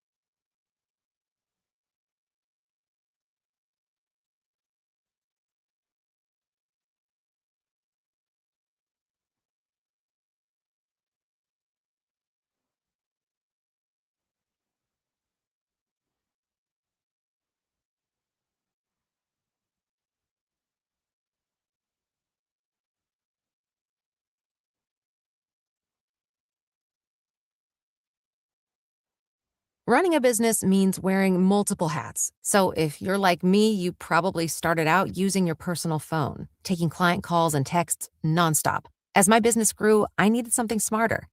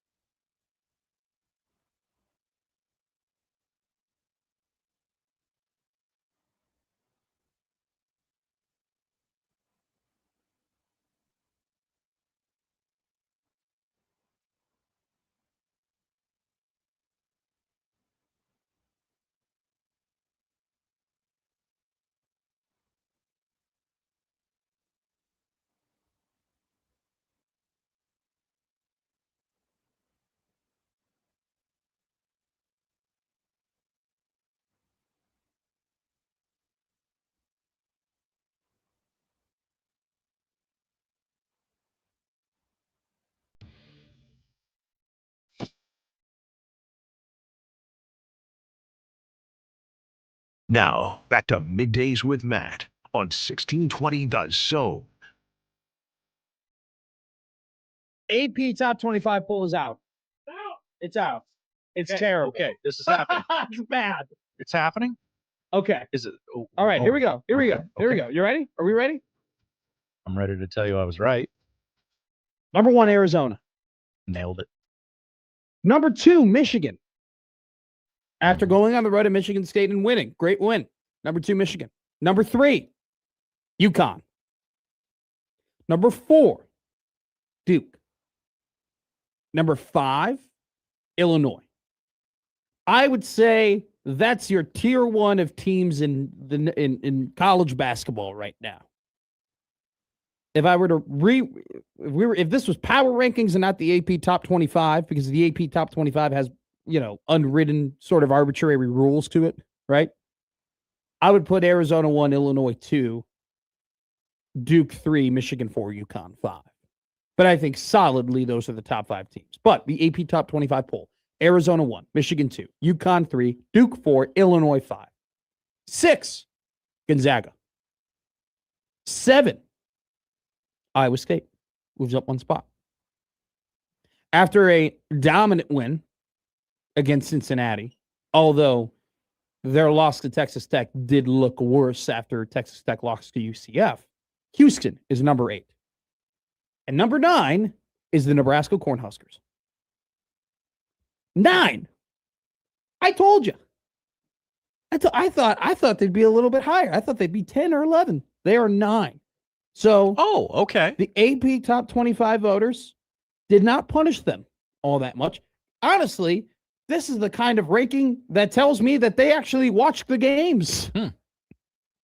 That they saw, hey, Nebraska was very competitive with Illinois. Unlike the AP football voters. Yes. Illinois went on a very big run in the second half. It was kind of the kill shot run for Nebraska, even though Nebraska was very back and forth with them for a majority of the game. But they lost. Illinois is the better team, especially now. And Nebraska, 9th. 20-2. Michigan State. That's a win for Nebraska basketball, right? I mean, look, let's be real here. The AP top 25 poll doesn't matter. It doesn't. It doesn't. It's a beauty contest. It's pageantry. It's cool to have a number by the left side of your name. It's fun. It's nice. It's fun. It's something to be prideful over. It's an indication that you're having a really good season, whether you're number 1 or number 25. It's an indication of, hey, you're playing like one of the better teams in the country. Iowa not rank. But if you're 9th or 11th in the AP, it doesn't really matter all that much. What matters is what are you in the net what are you and Ken Palm, and how many quad one wins do you have, right? And Nebraska has 6. They've had 6 now for a little bit. 6 at one point was toward the top of the country. Now 6 is still very good. Don't get me wrong. I mean, there's only 1, 2, 3, 4, 5, 6, 7 teams that have 6 or more quad one wins. Granted, though, Duke has 9, Arizona has 9, Michigan has 8, Illinois has 7, and then you got Michigan State. They got 6, but been at 6 for a little while now. Nebraska's quad 1 plus quad 2 record is great. It's 11-2. That's high caliber stuff there. That's some good stuff right there. So ninth in the AP poll. Cool. I'm glad. I'm honestly glad that they're not lower than that because of the freak out that would have happened on Twitter. Oh yeah, like would have been bad. I think a lot of people know that the AP poll in the grand scheme of things don't really matter, but yet we love to get mad at things when it comes to just being a fan of sports. I'm not going to act as if I'm innocent from that. You saw me get mad at the Atlanta Falcons because the Bears going to get compensatory draft picks. Being mad, even when it's a little off basis, is a part of being a fan. It's fun. It's a fun thing we do in sports. You can't get mad, though. 9 they got it right. They got it right. I mean, Nebraska does not deserve to be ranked under Michigan State. They beat them at home in a good game. But they don't deserve to be in the top 5 because they played 2 teams in the top 5, one at home and one on the road, and they lost both those games. Granted, there are, caveats to those losses, right? I think there's a caveat to one of those losses. The other one, they just got beat by the better team. We'll talk about that here. Nebraska loses to Illinois. Very impressed with Illinois. Very, very impressed with Illinois. Very impressed with Brad Underwood. They had a game plan. They did a great job. So let's talk about Illinois and offense. Illinois knew that they had the size advantage. Humberkaus is 6'9", Wagler is 6'6", Jake Davis 6'6", Tomislav Isevich is 6'11", Mirkovic was 6'10", Vonimir Isevich was 7 foot tall. They knew 1 through 5, and then including their bench, they had a length, size, and physicality advantage over Nebraska. They knew that Nebraska had one guy in particular who's done a great job of just being a body in the paint and contesting shots at the rim, and that's Rink Mask.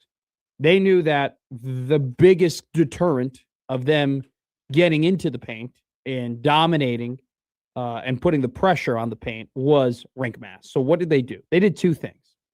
Number one is they took Tomislav Ivasic and they set him up on the perimeter. And Ivasic is, a good enough shooter where you have to respect that shot. He made a 3 against Nebraska in this game. So that immediately just took Rink out of the paint. Couldn't be in the paint because you got to cover Tomislav, whether he was at the wing or whether he was in the corner. And what that did is it took Rink out of the middle of the paint and it made him less of the primary shot contester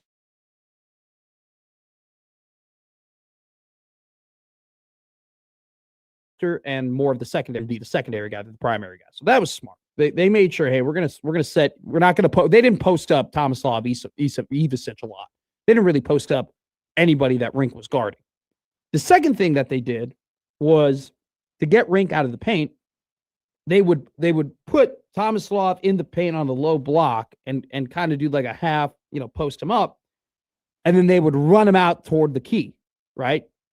Rink would run with him, and before Ivasic even set a pick, whoever was on the ball, whether it be Wagler, whether it be Davis or whomever, could be, Andrej Stojakovic, they would just take off and go right toward the paint. Right, we're gonna flash Ivasic up. We're gonna have Mask come with him. Then we're gonna dive right at it to get Rink out of the paint. That was a very good thing they did.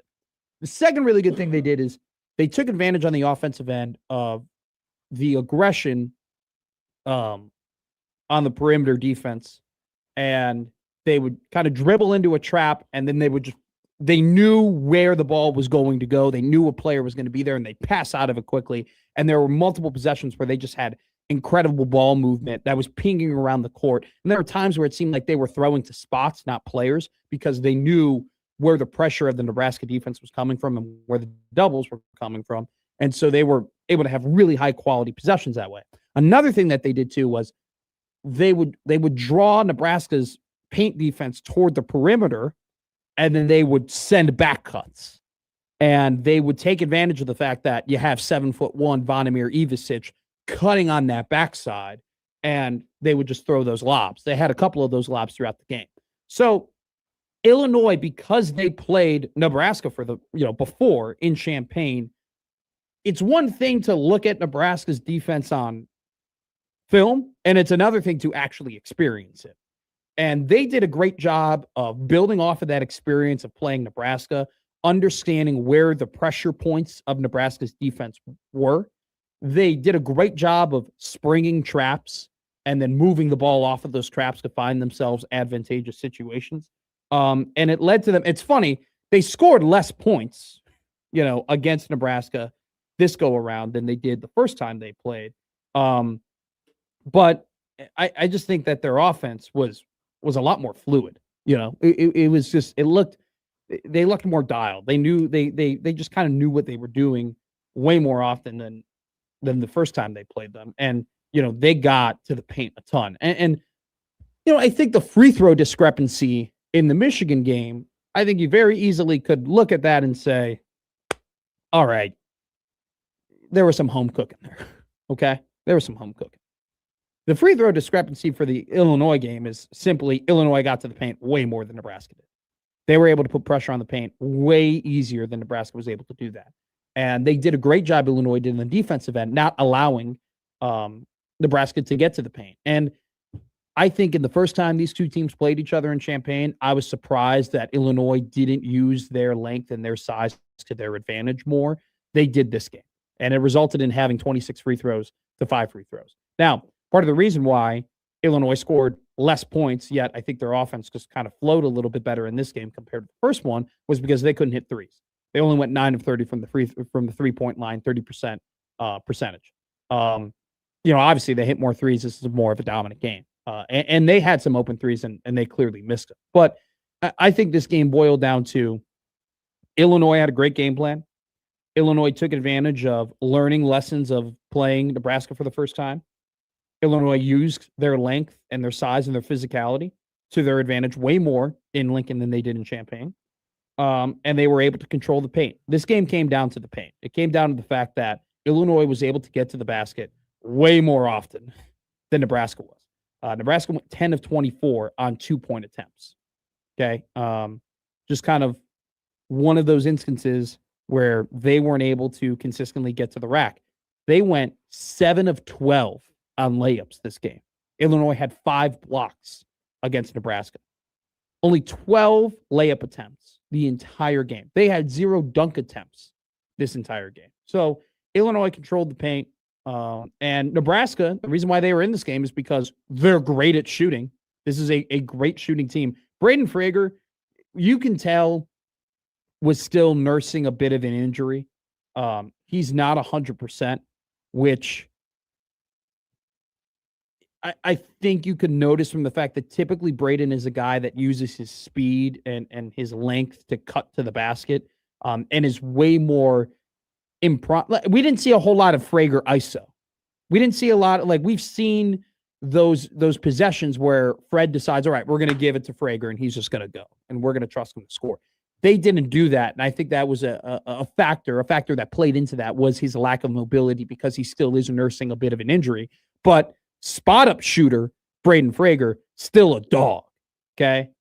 I mean, still as a guy, 6 3-pointers made from the redshirt freshman from Lincoln. I mean, great stuff. But we talked about the Illinois factor, right? I think Illinois won this game because Illinois was great. I think this game had way more to do with the Illini than it did with Nebraska. Okay.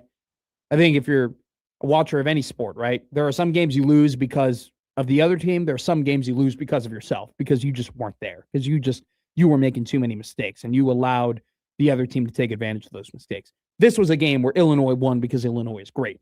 But Bear K, back-to-back games, does not play well. 3 points, 1 of 4 from the field, 3 3-point attempts. Not a big fan of that. Still very good defensive player, but this is the kind of the second game where you weren't getting the contributions you were seeing as much from Verke earlier in the year. I trust that will come back around, but something to note. Let's talk about Rink Mask.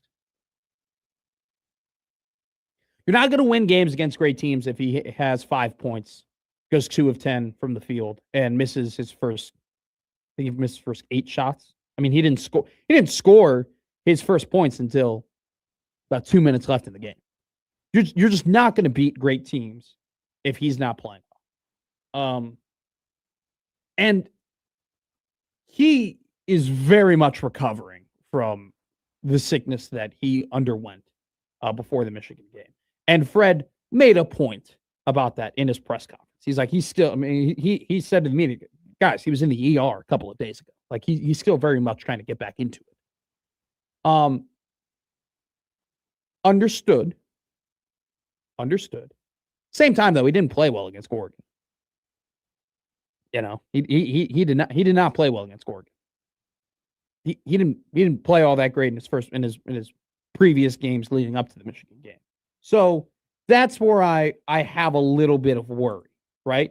If Rink was killing it leading up to the Michigan game, got sick for the Michigan game, couldn't play, and then didn't play well against Illinois, I would tell you, guys, it's fine. It's whatever. He's sick. It's a bad beat. It's terrible that it happened at this point of the year when you play your 2 biggest games of the season. Thank God it happened now as opposed to it happening against, it happening in March or happening against your NCAA tournament opponent or happening in the Big Ten tournament. But that's not the case because against Oregon, Rink scored 5 points and played 16 minutes. Against Northwestern, he scored 9 points and played 19 minutes. Against Washington, he went 4 of 13 from the field. Against Minnesota, he went 3 of 11 from the field. Had 8 points. Rink Mask has had a bad stretch of basketball the last 2 weeks, even before he got sick. He gets sick. It sucks. It's terrible. Goes ahead, plays Illinois. Did not have his best game. And so, even before the sickness happened, I was concerned about his play. And I was, especially after the Washington game, you go, all right, bad shooting, 4 of 13, still had 12 points, still gave you some contributions on the board. But then the Minnesota game was like, dude, you got to, like, it's fine because you're playing Minnesota, who had a terrible loss to Penn State over the weekend. Nico Medved is a very good coach, but that was kind of a baffling result from the Golden Gophers. Regardless, though, against Minnesota, he doesn't play well, and you're like, dude, come on, man, you got to pick it up. We got 2 big games coming up here. He gets sick for the Michigan game, and then yesterday did not play well. And I have no worry that Nebraska is able to beat, the middle tier teams of the Big Ten or the bottom tier teams of the Big Ten without Rink Mask playing well. Nebraska is not going to beat anybody of quality if Rink Mask does not play well. If he is not giving you close to high value, high caliber starting contributions, you're not going to beat high quality teams. And his lacking performance is a reason as to why they lost yesterday. And he got some open looks too. And there's part of me that is sympathetic to his situation and the sickness he endured, but there's also a part of me that is like, well, this was happening before he got sick. So now the sickness just makes this worse. And it is very worrying. Now, the nice thing is you have a long break here. You have 5 days to recover. You have 5 days to get your legs back under you. You have 5 days to rest up. You have 5 days to get to 100%. And then you play a Rutgers team that is not good, that you can have a big game and build your confidence back up for a massive tilt against Purdue at Pinnacle Bank Arena. That's the spin zone. That is the outlook. That's the positive outlook there.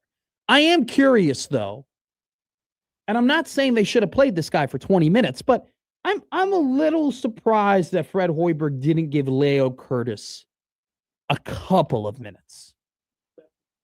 That's what Alex in our is chat that what Alex saying. said? Why not give Curtis some minutes? Is that what he said? Yeah. Vince goes caveats or excuses. Yeah, Alex, great call, Alex. Why not give Curtis some minutes? Yeah, I was surprised by that, Alex. I was really.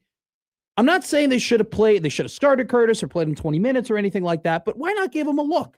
Rink isn't playing well. You're lacking in size. Berke isn't playing well. Your 4 and your 5 aren't playing well. You're getting dominated in the paint. Both Ivasic's are blocking shots and getting to the basket whenever they want. Why not put your 7-footer in and give him a look? Look, Leo is kind of slow of foot, but he's got the length, and we saw him. It was interesting. He didn't have any blocks or anything like that against Michigan, but he was altering shots with just his presence in the paint. I'm shocked that Fred didn't give him a look. I'm surprised he didn't give him a 4, 6, 8 minute. All right, let's see what he got. Because you know what? If Leo goes in there and he's affecting the game and he's playing really well, then you just stick with him, and then maybe you get creative with him and Rink, right? And then stretch it out. You do 4x1 on the you can do some creative things there. I do think, and Ray's got a great comment. He goes, I thought Curtis earned some minutes and could have helped. I think he did earn it against Michigan. I agree with that. I mean, he played 13 minutes against Michigan, one of the best teams in the country, ranked number 2 in the country. He affected that game in a very positive way. With Rink's, sickness, and with him just now playing good basketball, I was just a little surprised that Fred didn't think, let's give the freshman just a quick peek. And if he doesn't have it, right, if it's not effective, it's only for a couple of minutes, and, you sit him back down and you keep going with what you're rolling with. I'm just kind of shocked he didn't do that. A little looky Lou. Just a little look. Give him a look. A looky Lou never Put him in. Give him a look. If he's playing great, you're a genius, right? Hey, what a coaching call. Great job. If you give him a look and you sit him back down, nobody's going to be like, why the hell did you do that? So those are kind of the points there from Nebraska's perspective. I think Illinois won the game way more than Nebraska lost the game. I think Illinois is the second best team in the country. I think Illinois is playing some of the best basketball in the country. 11 straight wins. They figured it out. Brad Underwood is a really, really good coach, and Keaton Wagler is playing like the player of the year right now. It'll be interesting to see what happens with Illinois when Kylan Boswell comes back for him, because I think Illinois has benefited greatly from Keaton Wagler having the ball more and being more free to shoot the ball. But Kylan Boswell is one of their primary ball handlers when he's playing for Illinois. How do they balance that? Because they're Wagler's playing some of his best minutes without him, and I don't think that's a coincidence. But those are kind of the points there. Surprised Leo didn't get any minutes. Berke, meh performance once again, and Rink's got to be better. Hopefully these next 5 days gets his feet under him. He's good to go. You play Rutgers. Good little tune-up. I'm not worried about Nebraska. My opinions on Nebraska have not changed. I still think that they can make the Elite Eight. I still think they can make the Final Four. They have not changed. The Michigan game was just unfortunate circumstances. And the Illinois game, they got beat by a better team. Illinois, without doubt, was a better team yesterday. Still competed with them. Still played well against them. I think that if Nebraska and Illinois played again, Nebraska could definitely beat them. And once again, we're not just talking about a good Illinois team. We're talking about an Illinois team that is probably the best in the country right now. I mean, they went to Mackey and beat Purdue. This ain't, this is a good Illinois team. No. It's a great Illinois team. All right, coming up next, we talk about a team that wishes they were as great as Illinois in football. That's the Nebraska Cornhuskers here on Middays with Matt.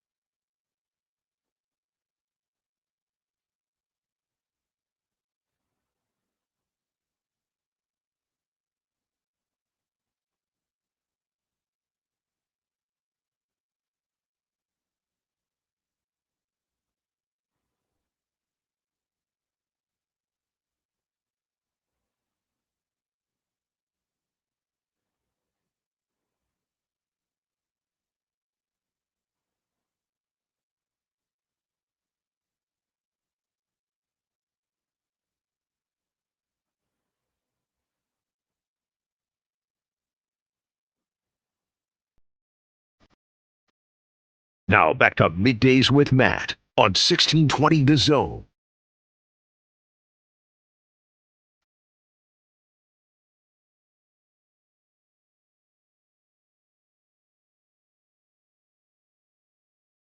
You get to learn something about me here. Oh, I love that. And I think the audience does too. I think the audience, if they listen to the morning show before Middays with Matt was created, knows I don't like the international NFL games. Good take, Matt. I liked it when it was once or twice a year. Mm-hmm. Twice a year was perfectly fine. Hey, wow, there's football on at 8 a.m. That's crazy. Great. Oh, look at Wembley. Looks great. Oh, look at Tottenham Hotspur Stadium. Looks awesome. Oh my God, look at these fans. They're really into it. Good for them. Even when your team played on one of those London games, you're like, oh, cool. Like this is different. Like I'll take one 9 a.m. game this season. That's totally fine. No big deal. Right? Now we have 8. That's too many. That's too many. Almost half the season, we're going to have a game at 9 a.m. No, I don't watch them. I really don't. I wake up. Watch the fourth quarter of them when I remember, there's a game on. They're going to play 2 in London, 1 in Rio de Janeiro, 1 in Madrid, 1 in Melbourne, 1 in Munich, and 1 in Paris now. And the Saints, Browns Saints. Is that what it's going to? Well, that's another thing too. I'm glad they don't put good matchups there. I kind of am too. Like I see it from the league standpoint as we have to grow this thing. We can't grow it anymore here in the States. I get that. But yeah, we're not sending like, hey, Rams Packers is going to be, that's a big if game, the Bears and Niners game was in like Australia, I'd be like, what are we doing? 8 games is too much. Like I said, I don't really watch them. I don't watch them anyway. Like I don't want every day to be like, oh a game that first off doesn't fully really matter because it's not a big matchup or anything like that. Like I just no thank you. It's fun when they, I was fine when they did it in Brazil for the Eagles Packers in week 1. That was what at the beginning of of 2 seasons ago. So not week this season, week 1. Okay, of 2020. What it would have been week 1 of 2024. Like it was on a Friday, right? So it's like you played the Thursday game, then the Friday game. You're like, cool, we get football. I don't really care. It's in Brazil, and it's at night too. They played that game at night. I don't know. 8 games, 8 international games, too much. The final 2026 Rivals Industry 5-star rankings came out. So this is where they Rivals goes ahead and they take the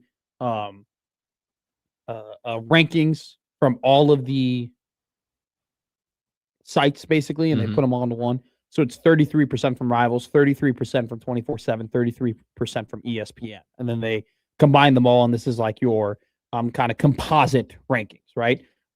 Jackson Cantwell, number 1 overall. He's going to Miami. Oregon has 4 5-stars going to their school next season. That is the most in the country. Oh, okay. Dan Lanning has that money. Alabama has 3 guys who are considered 5-star. Notre Dame has 3 guys who are considered 5 stars compositely. 3 guys considered compositely 5 stars for Texas.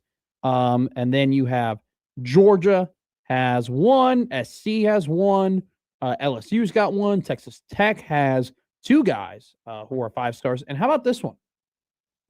Edge Zion Ely, number 6 in the country, according to this composite ranking. Do you know where he's going? BYU. Maryland. Maryland? He's going to Maryland. Crab cakes and football. That's what Maryland does. Apparently. I love crab cakes. Crab cakes underrated or overrated? I'm going to go underrated. You're going to go underrated. Yeah. I think they're underrated too.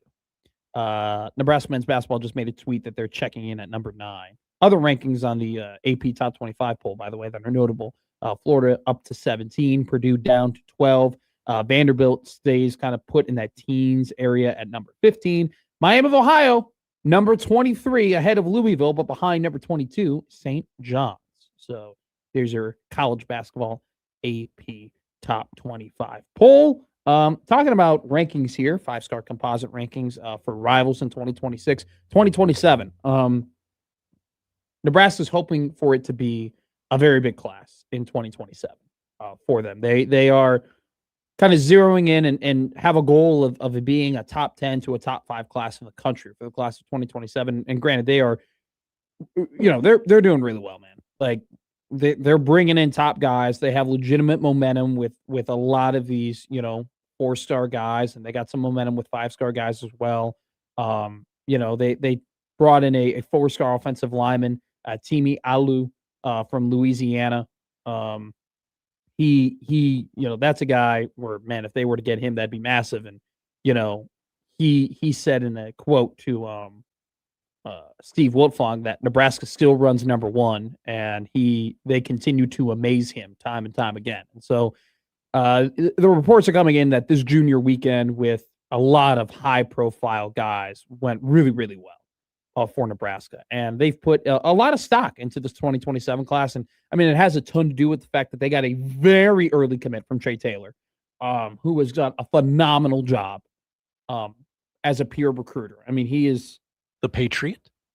Man, I mean, the impact that he's had for this 2027 recruiting class, cannot be understated. I mean, his belief in Nebraska and his consistent promotion of Nebraska and the fact that he's always calling guys and telling them how great Nebraska is and, they should.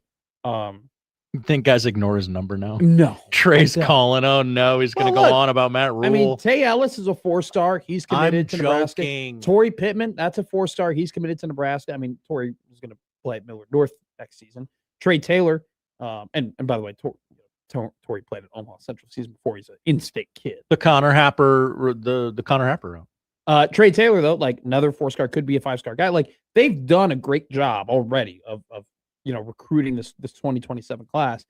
They're 6 overall right now in the country in terms of 2027 recruiting classes, and they're gaining more and more momentum. And it seems like they're they're on the path to getting more and more guys. And, I think it's going to be very big for this coaching staff to have a big 2027 recruiting class because, man, the vibes have never been worse, at least during my time covering here at Nebraska.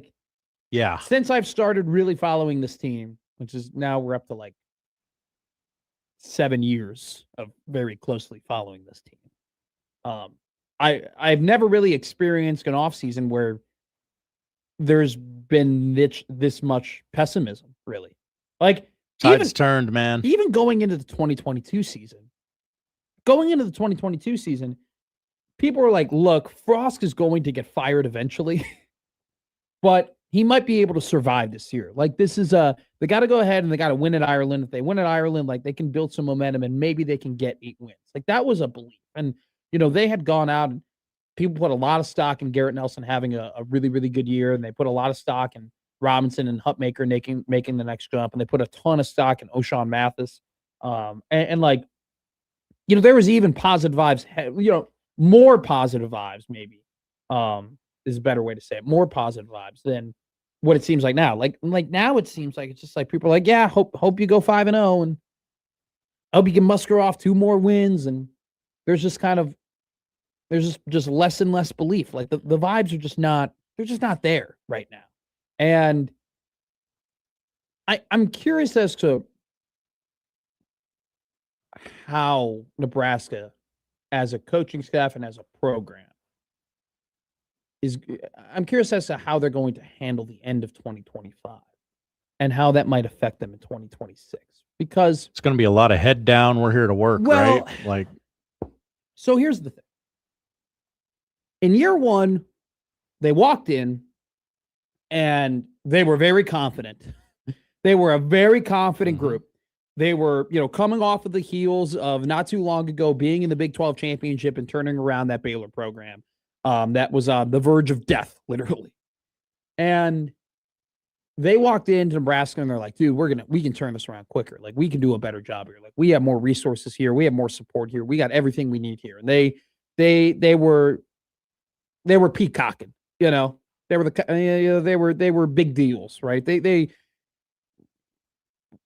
believed in their ability, right? They were very confident in their ability. And at the end of the first season, they go, guys, if we only got that quarterback position right, we would have at least won 2 more games, right? this team we got something here. We can build on something here. Like we're moving in the right direction. The sentiment coming out of the building after year one was basically, wow, we're way ahead of schedule. Like compared to where we were at Temple and Baylor, we're way ahead of schedule. Yeah. And then year two, at the beginning, you're like, oh my God, we got the 5-star. We got Dylan Raiola. Here we go. We're going to take big strides. And then at the end of the year, they go, all right, it didn't end the way that we wanted to end, but we made the bowl game. We won the bowl game. We got to 7 wins. This is good momentum. We're heading in the right direction. Dylan is only going to get better in the offseason. He gained a ton of experience. This is a team that, hey, we now have our guys that we've been developing. We believe in them. And they walked into last season with the schedule that they had very confident. They were very, very confident heading into last season. I mean, they truly believed that they had a really, really good team and that they could compete to be in the college football playoff at the end of the season. They really believed that. And, if you talk to some people before that Michigan game, I mean, they were really confident going into that Michigan game. They thought that they had more advantages than what they actually had. And I think that heading into that game, they thought that they were closer in terms of ability to match up with the both lines of Michigan than what they really were. I think they were closer to they thought they were closer to matching up well with Michigan's O-line and Michigan's D-line than what was actually a reality. And when they lost that Michigan game, I think that kind of rattled them a little bit, but they still were like, hey, look, we were right in it. We we didn't play our best game, and still yet we were a couple, we only lost that game by 3 points. Michigan's a good team. We're right on the doorstep. And then they lose that Minnesota game, and you're like, what the hell? And then the season ends the way it ends with 3 ass whoopings, right? Back to back to back between Penn State, Iowa, and Utah. And you're sitting there and you entered the season really confident, really, really confident in what you had and truly believed that you had a really good team. And you did not meet expectations. And you did not do what hasn't happened before at the college level for Matt Rule, which is have a massive jump in the 3rd year of your program. And we're getting to the point where the last time that Matt Rule had a successful season as a head coach, a objectively successful year, was 7 years ago. And, you want to create momentum on the football field, right? Like you want to create momentum and create really good things going for you because of wins, because of your performance on the field, because you're putting out a great product. But it seems like the investment in this 2027 class is not necessarily just because, hey, we want to get as much talent as possible, which definitely plays into that. But this 2027 class is always also going to be used as the momentum that you need to push the program forward, right? This is more them doing well in 2027 from a recruiting perspective is more than just, hey, we're bringing in good players. Like them doing well from a recruiting perspective in 2027 is, hey, first off, look at how good we are at recruiting. We're not putting the best product on the field, but yeah, people want to play for us. And number 2, hey, look at what we have now, right? Like we can do this. We can produce this, but people want to come and play for us. So this recruiting class and them capitalizing and following through on it and actually getting, a lot of blue chip prospects and being in that top 10 to top 5 convo in a way kind of makes up for the lack of momentum that you've created on the field. But from a confidence perspective, it hasn't struck me that they've lost a ton of confidence in who they are, like the coaching staff has. It hasn't come across that way. I think with how Matt Rule talks to the media, I still think that, there is that confidence of, all right, we are going to accomplish the things we can accomplish here. I think he's a little bit edgier with it now. Like he's a little bit snappier with it because it hasn't worked out the way that he wants it to. But it'll be interesting, man. Like it's been a while since he's had success. And they were really, really confident in the team that they had last season, and they fell short of their markers. They fell short of this goal. How does that affect Nebraska football heading into 2026? How does that affect the day in work? How does that affect the way they evaluate their team? How does that affect the way they evaluate their players? How does that affect the way that they communicate to their players? Right? This is a classic. Do you allow the failures of 2025 to linger into the season of 2026 with a much tougher schedule?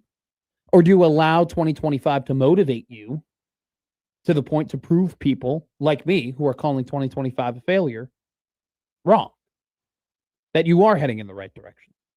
That this program is closer to being where you want it to be than what it actually seems like. I'll be interested what the vibes are from the fan base when the team is 3-0, maybe 4-0, maybe 5-0. Do we kind of forget how we feel right now and buy in, or do we go, yeah, they're 5-0, but I mean they're going to be 5-2, and it's going to be an ugly 5-2. It's dependent on the games. Yeah. If they're close games, no. If they kick the ass of the other teams, if they kick the ass of Michigan State and Maryland, and they handle Ohio really and they just win all the games by like 25, or they win all the games by 2 possessions, I guess relative to what the spread is. But if they go ahead and they have a great start to the season, yeah, people might forget. People might be like, all right, this team, even though this team may not beat Indiana and Oregon, they're better than what I thought they'd be. But if they're like just sneaking out of those games, if they just sneak out of East Lansing with a victory, no, I think people will still be like, nah, this team is kind of what I thought it was. We'll see. I mean, it's all dependent on how they look. But it's just the psychology of this football program is just wildly interesting to me, because this is a group of men who have been very confident in their ability to do things, and have been very confident in their process, and have seen their process be successful at places that it should be harder to be successful at.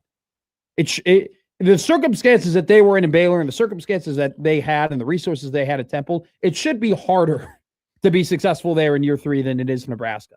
And that it did not work out at Nebraska in year 3. How do they recover from that? How do they bounce back from that? Do they allow 2025 to rattle their cage a little bit too much that affects the next season? Or do they lace up the bootstraps and say, let's go to work, let's figure it out? And do they continue to build momentum off of a really good 2027 recruiting class? Because I think this recruiting class, right, a top 5 recruiting class for Oregon is just a top 5 recruiting class. That's just business as usual. Top 5 recruiting class for Nebraska turns a lot of heads. It sparks something. It gives you a little bit momentum. And you would prefer that momentum to be on the field, okay? You prefer it. But it's momentum nonetheless. And they need a lot of that in Lincoln right now. All righty. Coming up next, we'll do a little bit of house cleaning on things going in and around sports that's been happening over the last couple of hours, along with some results that happened the weekend that are local. And then we will do the odd news at 1 o'clock. And Robin Washut from On3 and Husker Online joins us at 1:20 here on Middays with Matt. Middays with Matt on 1620 The Zone.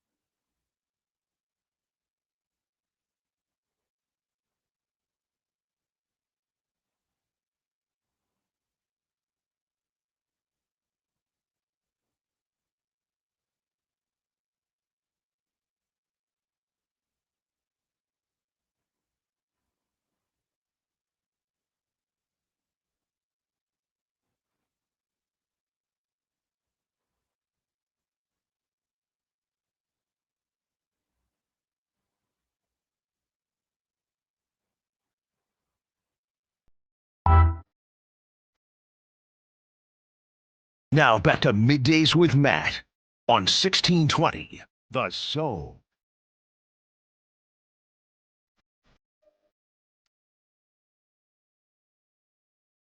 Some pictures coming out from the recruits after Nebraska football's junior weekend. Amir Brown, he's a running back from North Carolina, posting some pictures of him taking some pics with guys at the Nebraska facility. First off, every time there's a picture with the Nebraska facility in the background of some sorts, you just are reminded of how cool that place looks.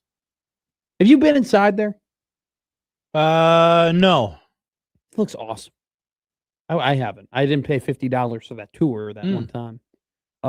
Other things, Nebraska men's basketball lost yesterday to Illinois 78-69. Nebraska women's basketball also suffered another defeat yesterday at the hands of Ohio State. They were coming off of good back-to-back wins against Illinois and Northwestern, but Ohio State, very good team this year, number 11 in the country. They lost 71-90. The women's basketball team takes on Michigan on Wednesday. Michigan, that'll be in Ann Arbor. Michigan ranked number 9 this season for in women's basketball. So Nebraska women's basketball, very good team. I mean, they were ranked for a decent portion of the season. Haven't had too much success though against ranked opponents this year. They've played 4 ranked opponents this season. They're 0-5 against them. So they'll look to pick up their first win against a ranked team on Wednesday against Michigan. We had Jim Flannery on the show on Friday. Flan. That was a hell of an interview. Good get, Matt. That was not a good get, Matt. I didn't get him. That was like scheduled for a while. It's like a yearly interview over at the Hope Lodge. Flan squad picked up another big win, 72-66 against Seton Hall on the road. Talking to Flan, what a great interview that was. I mean, he very much highlighted how young his team is. 6 freshmen on his squad. They pick up their second win in a row, and I believe it's their third win. Let me look here real quick. Their third win in 4 games. And so it was funny. We talked to Flan about how, with a young team being on the road and having a routine and getting used to the flying in and flying out of places and all that can be difficult. They go on the road all the way out to the East Coast and pick up a win over Seton Hall. They're now 10-12 on the year and 6-7 in conference. So Creighton women's basketball, definitely a young squad that had to learn how to play with one another and, kind of stumbled a bit out of the gates to begin the year, but they are picking up their stride in Big East play. So shout out to Flan's team. Kevin emails in. Hi, Kevin. Huskers can have the best recruiting class and the best transfer portal, but I just don't have any confidence in rules coaching and coaching staff to take the Huskers to the next level. That is that's one thing, right? Like,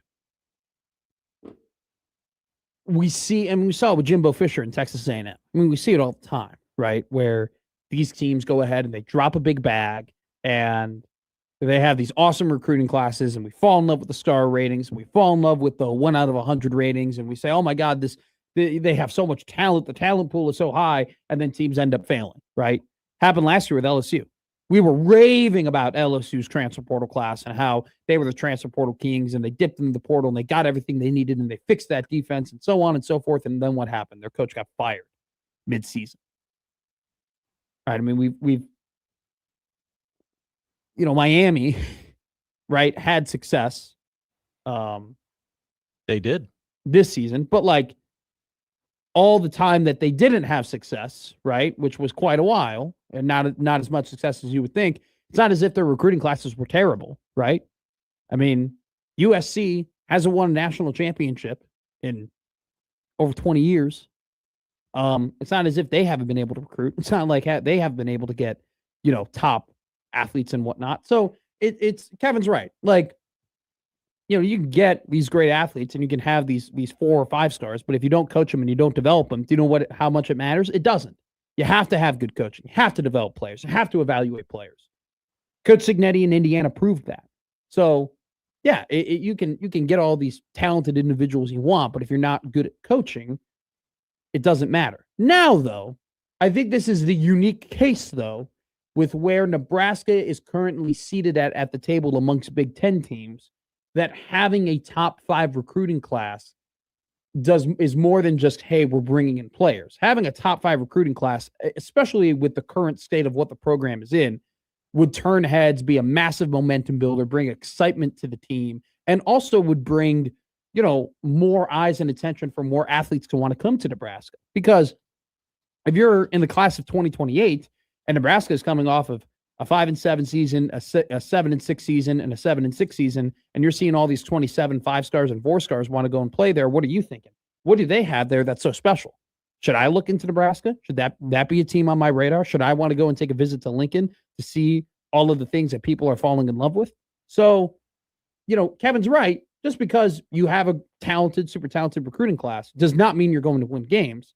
But I think with where Nebraska's at, it's more than just bringing in good players. There is a snowball effect of momentum that could potentially happen by having this really, really good 27 class.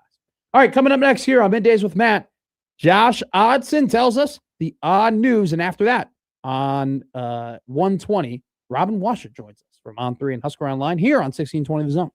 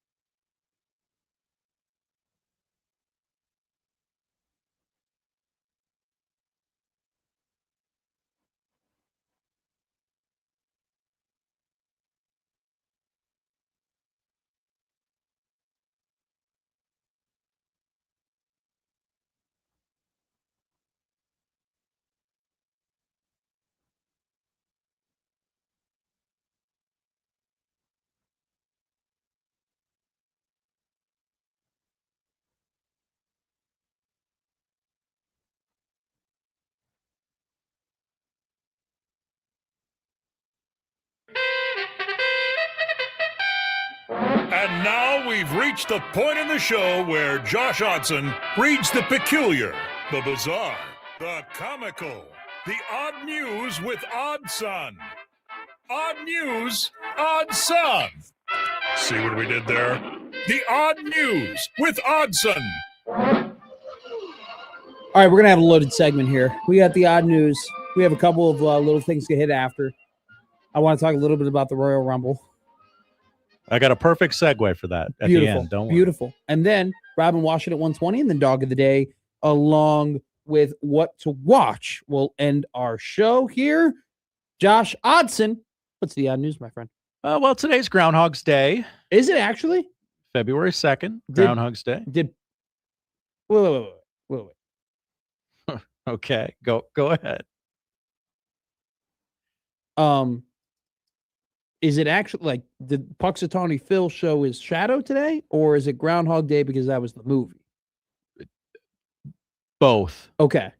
Is it actually okay? I didn't know that. Groundhog's Day is the day that Punxsutawney Phil emerges from his hole. But is it always February 2nd? It is. Yes. Oh, I didn't know that. And today he saw his shadow, meaning there will be 6 more weeks of winter as opposed to not seeing his shadow, and spring is right around the corner.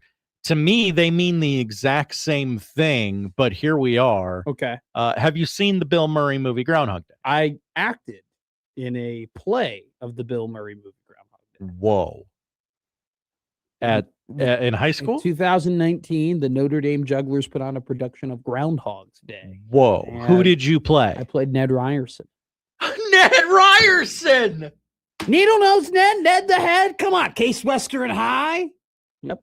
That was me. I was the comedic relief. I stole the show. I won the 2019 Best Supporting Actor Spring Awards Notre Dame College Prep. There were There were 4 people up for the award. I won. I'm actually a 2-time Spring Supporting Actor of the Year at Notre Dame College. Couldn't break out as a lead, huh? No, I couldn't. I never, always the bridesmaid, never the bride, but was a great supporting actor. Okay. Real quick, I'm going to run out into the hall and tell USC that they're not going on until 3. We're going to sit here and really pick at this. No. I played Ned Ryerson. Yeah. There might be a video on YouTube of the performance. I don't know. Okay, internet. Do your thing. Funny enough, you want a funny story? I do. All right. So this is probably not one I should tell, but it's kind of funny. I was the one girlfriend I've ever had. We were dating at the time, and we were both in the play. Okay. And she was the lead, like the lead woman role. She was whatever her name was. And at the end of the show, she had to kiss the lead actor. Yeah, sure. You know? So I had to like pretty awkward for me, you know, her boyfriend, right? You kind of feel like Margot Robbie's husband right now, seeing her running all over the place with Jacob Elordi, you know? And gotta watch out for him. Yeah, well, I mean, it was ridiculous. And so it's like, it was one of those things where it's like, I had to I was like, this is awkward. This is weird. Like, I gotta watch my girlfriend kiss a dude on the stage, you know, and then run to the stage and like bow and do everything like that. It was not fun. It wasn't the best. Did it come between you two? No. Okay. No. You were able to power through. I never expressed that it was a little. You bottled it up. Big time. Okay. Typical man. I have to. Sometimes I don't do the right thing and I push all my anger down to my feet for the betterment of people. Not fun. I'm gonna choose to go to the next story. I'd like to stay here. No, you for the record. No, you don't. I do. Oh, by the way, so he saw a shadow. He did see. He's such a fraud. I can't stand Punxsutawney Phil. Fraud. Why? Dead to us. Dead to us. Because he saw a shadow. I have to learn how to spell Punxsutawney by the end of this segment. Yes, Punxsutawney Phil. Damn it. Did you make the Alive to Us list yet? No, I haven't done that yet. Okay. I forgot the one name that's on it. Nick Stauskas. It's Nick Stauskas. He's on the Alive list. I don't know if that's who you want to endorse. My buddy. Don't read the last YouTube comment. It's my buddy. Okay. Yeah, no, we're not doing that. We're not doing that at all. But I do have take on lists. Russell Wilson? Florida. We're going to Florida. We're talking strippers. Yes. Okay. Hell yeah. Hell yeah. All right. What about them? Getting a jump on the Valentine's Day holiday. Reminder, Valentine's Day is in 12 days, fellas. It's a Saturday this year. She will expect something. A misguided romantic passed $300 in counterfeit currency to purchase a floral bouquet and chocolates for the object of his affections, a dancer at a Florida strip club. Investigators allege that Alexander Baker Depew, 32 years young, wow, okay, used the funny money Tuesday at a Clearwater florist. The accused man, cops say, handed over 15 $20 bills to cover his $288 purchase. It was only after Baker Depew departed that a worker realized that the bills were fake, marked with the word replica and a notation that they were only to be used for motion pictures. After leaving the florist, the man headed to the nearby Oasis Cabaret, which advertises itself as, and here I'm just reading from the news article, topless, full contact entertainment facility. Great phrasing. Government. That's like the government name. Full contact. What is there is there a topless half contact? Yeah, I don't know. While at the strip club, the man allegedly tried to pay his bar tab with the phony money, which resulted in police being called because they could tell the difference. Sure. Baker Depew, who told cops he did not realize the cash was counterfeit, had about 400 more fake bucks in his pocket. When questioned about the bouquet and chocolate, the man reportedly admitted to obtaining the merchandise from the florist in order to give it to a female dancer at a strip club. Gentlemen, it is my duty here to tell you this afternoon that the stripper does not love you. Thank you. Thank you. I know it seems like it. It seems like you've broken through the unbreakable wall that, oh my gosh, I can't believe it. She touched my leg. Maybe this is the real thing. It is not. Take it from me. Look, you can tell that I haven't been to a strip club, but is it one of those things where like I'm still on the topless full contact place description of this? Is there once again, do you go there and some places are like, well, hey buddy, this is a half contact place? There are places you can touch and places you cannot touch. Okay. All right. Thank you, Josh. Thank you. Some establishments let you touch, others don't. Okay, good to know. See, this is an educational program. We're just learning. I'm here to help. Yes. No, we're just learning the rules because you don't want to be in a place like that and not know the etiquette. Oh, you want to know the rules ahead of time. Yes, trust me. Absolutely. You will. Okay, it seems like you're speaking from experience. We don't. I don't know what you're talking about. We don't have to dive into this at all. I think I want to stay on this topic as much as you did Groundhog Day. What do you mean you got to know the look? It's like a strip club, like a golf course where you have to know the etiquette. Are there a lot of unwritten rules? It would really help you in the long run, yes, if you did at both places. Are you telling me you don't want to drive the cart up to the green at the strip club? Correct. Okay. Correct. You're gonna want to know before you go. Finally, Bill Simmons. Hell yeah! Nice, good transition. What? I mean, this stripper, she was like Bob Cousy. I mean, she only had to compete with plumbers. Can you imagine Bill Simmons at a strip club and they're dancing? He's like, "No, I don't want to touch you. I want to talk about the '86 Celtics." No. Are you a Celtics or a Lakers girl? No, I'll you pay. Can be honest. I'll pay you after. I just want to know your opinion on Bill Russell. How many times have you seen The Town? I mean, Oscar Robertson. I mean, none of the people talk about how great Big O was. That's a bad road. I don't want to go down that road. No. That's how I feel about Paul George and the 76ers. By the way, what is happening there? 25 game suspension for Paul George, which there was a lot of great tweets after all that happened. Apparently he was doing windmill dunks in warm-ups and people go, I see why that happened.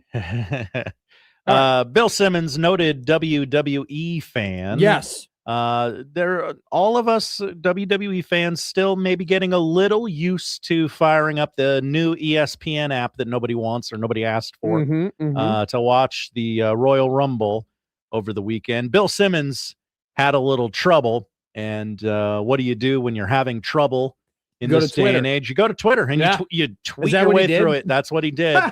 Okay. Saturday at 2:36 p.m. So this would be in the midst of the Royal Rumble. So if you're already paying for all the ESPN channels on cable, already paying $130 a year for ESPN Plus, already paying for Hulu, you can't buy the Royal Rumble without signing up for the ESPN Unlimited Hulu bundle for $36 a month. And then the Royal Rumble is $29.99. Huh? Was the Royal Rumble an additional $29.99? I don't think it was. See, if it was, I think the then- ESPN Unlimited or whatever it's called. I is thought it was $30 already a included. month. Yeah. Now, I do want to mention this with WWE. Like, how are pay-per-views getting more expensive in this day and age? Everybody else is finding a way to like eliminate pay-per-view in some way, shape, or form, right? I mean, Netflix has kind of done that, right, with boxing, where you don't have to pay $80 for a big boxing fight. You just have to pay monthly for Netflix and the boxing fight and the boxing matches on there. Like, I was shocked. I mean, look at UFC. I was going to say UFC was like, get us the hell off of ESPN. UFC was the like only golden child of pay-per-view really still in existence. Like they were really the only consistent events where it was, okay, $80. And if you're a bar or a casino or a restaurant, you have to pay even higher premium for the square footage in which your establishment has, right? They were like, nah, we're done. We're Paramount Plus. We're on subscription service. And now the UFC is going to boom in popularity because it is so much Sheer easier. accessibility. It's so much easier. And they have really good fighters and they have entertaining events. Hell, they had one this weekend. It was great. And Paramount Plus, great camera work.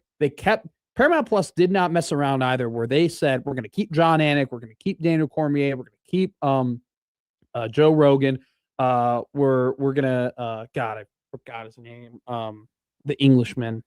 I can't believe I forgot his name. I love it. But Jason Statham. No, anyway, they kept the same broadcasting crew. Okay. And it's still a high quality product and it's awesome. And so UFC is going to explode. Why WWE decided, hey, we're going to go from $8.99 a month to now $30 a month is ridiculous to me. And so, I mean, this is, once again, it's just the WWE got really, really popular, you know, almost has been emerging into the mainstream for the last couple of years because of Roman Reigns and because of The Rock. And now because Vince is gone, they have just become a complete money, dollars, and cents business, even more so than they were before. And they have sold out to anyone willing to pay them a crap ton of money. And they have completely abandoned the fan experience and kind of, I don't want to say pandering to the fan, but catering to the fan, right? Well, it doesn't. WrestleMania used to be a fun thing where it's like they go to a different city every year, right? Like, oh, I wonder where WrestleMania is going to be. Oh, it's in Minnesota. Oh, it's in New York. Oh, it's in New Orleans. Oh, it's in Vegas. Now it's just going to be, all right, who's going to pay us the most? Like, we don't care. They're going to go back-to-back years in Vegas, and then they're going to go to Saudi Arabia. That's right. And to tie a bow on the Bill Simmons story, he did finally figure it out. He had to go to his cable provider and activate his ESPN Unlimited bundle. Spectrum is one of the cable companies that offers it to their clients for free. Fun. He ends his tweet with, "This is a hell of a spin, by the way. ESPN tried to break me and get me to panic bundle, and I outthought them. You couldn't break me, ESPN." I hope his tongue is in his cheek when he says that, because the series of tweets is maximum old man trying to figure out his app. Yes. That's fun. Yeah, the Royal Rumble, you know, it's one of those things where it just didn't really hit as well as it used to. No hit for you? They didn't know who half the people were.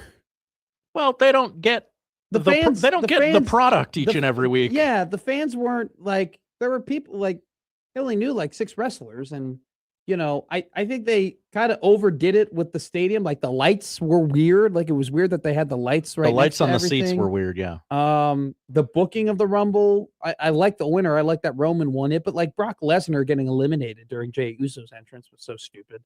The women's Royal Rumble was incredible, but it just wasn't. I don't know. The Royal Rumble used to be like, oh, the Godfather's here. Oh, there's Jimmy Snuka, and oh, Roddy Piper's here, and you know. Okay, you like it when the old timers, for lack of a better, up. Okay, old timers. That's what I was going to say. I wanted to be respectful. You know, there's the seriousness of the Rumble, but then there's the nostalgia moment of the Rumble, and they kind of missed out on it. And the crowd, you know, and part of the reason I want to give the crowd there a little bit of leeway because it was 2 a.m. Yeah.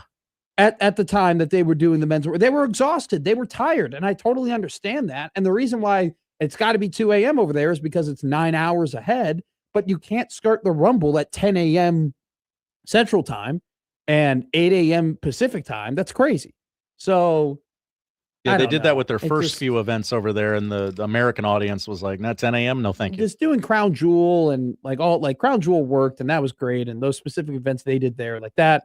But to have a Big Five event just didn't really feel like a Big Five event. It just kind of missed the mark a little bit for me. That's how it is. But what happens when you start putting dollars and cents ahead of everything else and not necessarily worrying fully about the product and how people like the product and more so about how many shirts can we sell and Nickel buy them for $40. exactly. So all right, coming up next, Robin Washut. He's not going to talk about the WWE. He's going to talk about something that's more scripted than the WWE, Big Ten officiating. Whoa, I'm kidding, but he is going to talk about Husker basketball coming up next here on Middays with Matt. Middays with Matt on 1620 The Zone.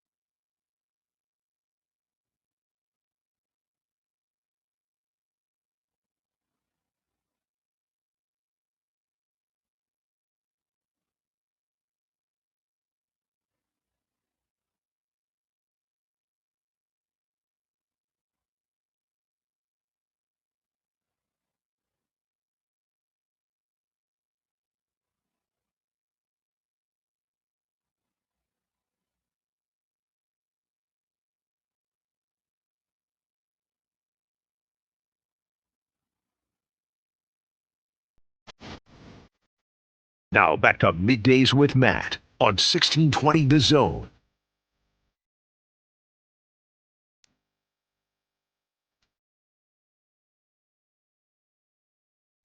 Alrighty, we are waiting on Robin Washut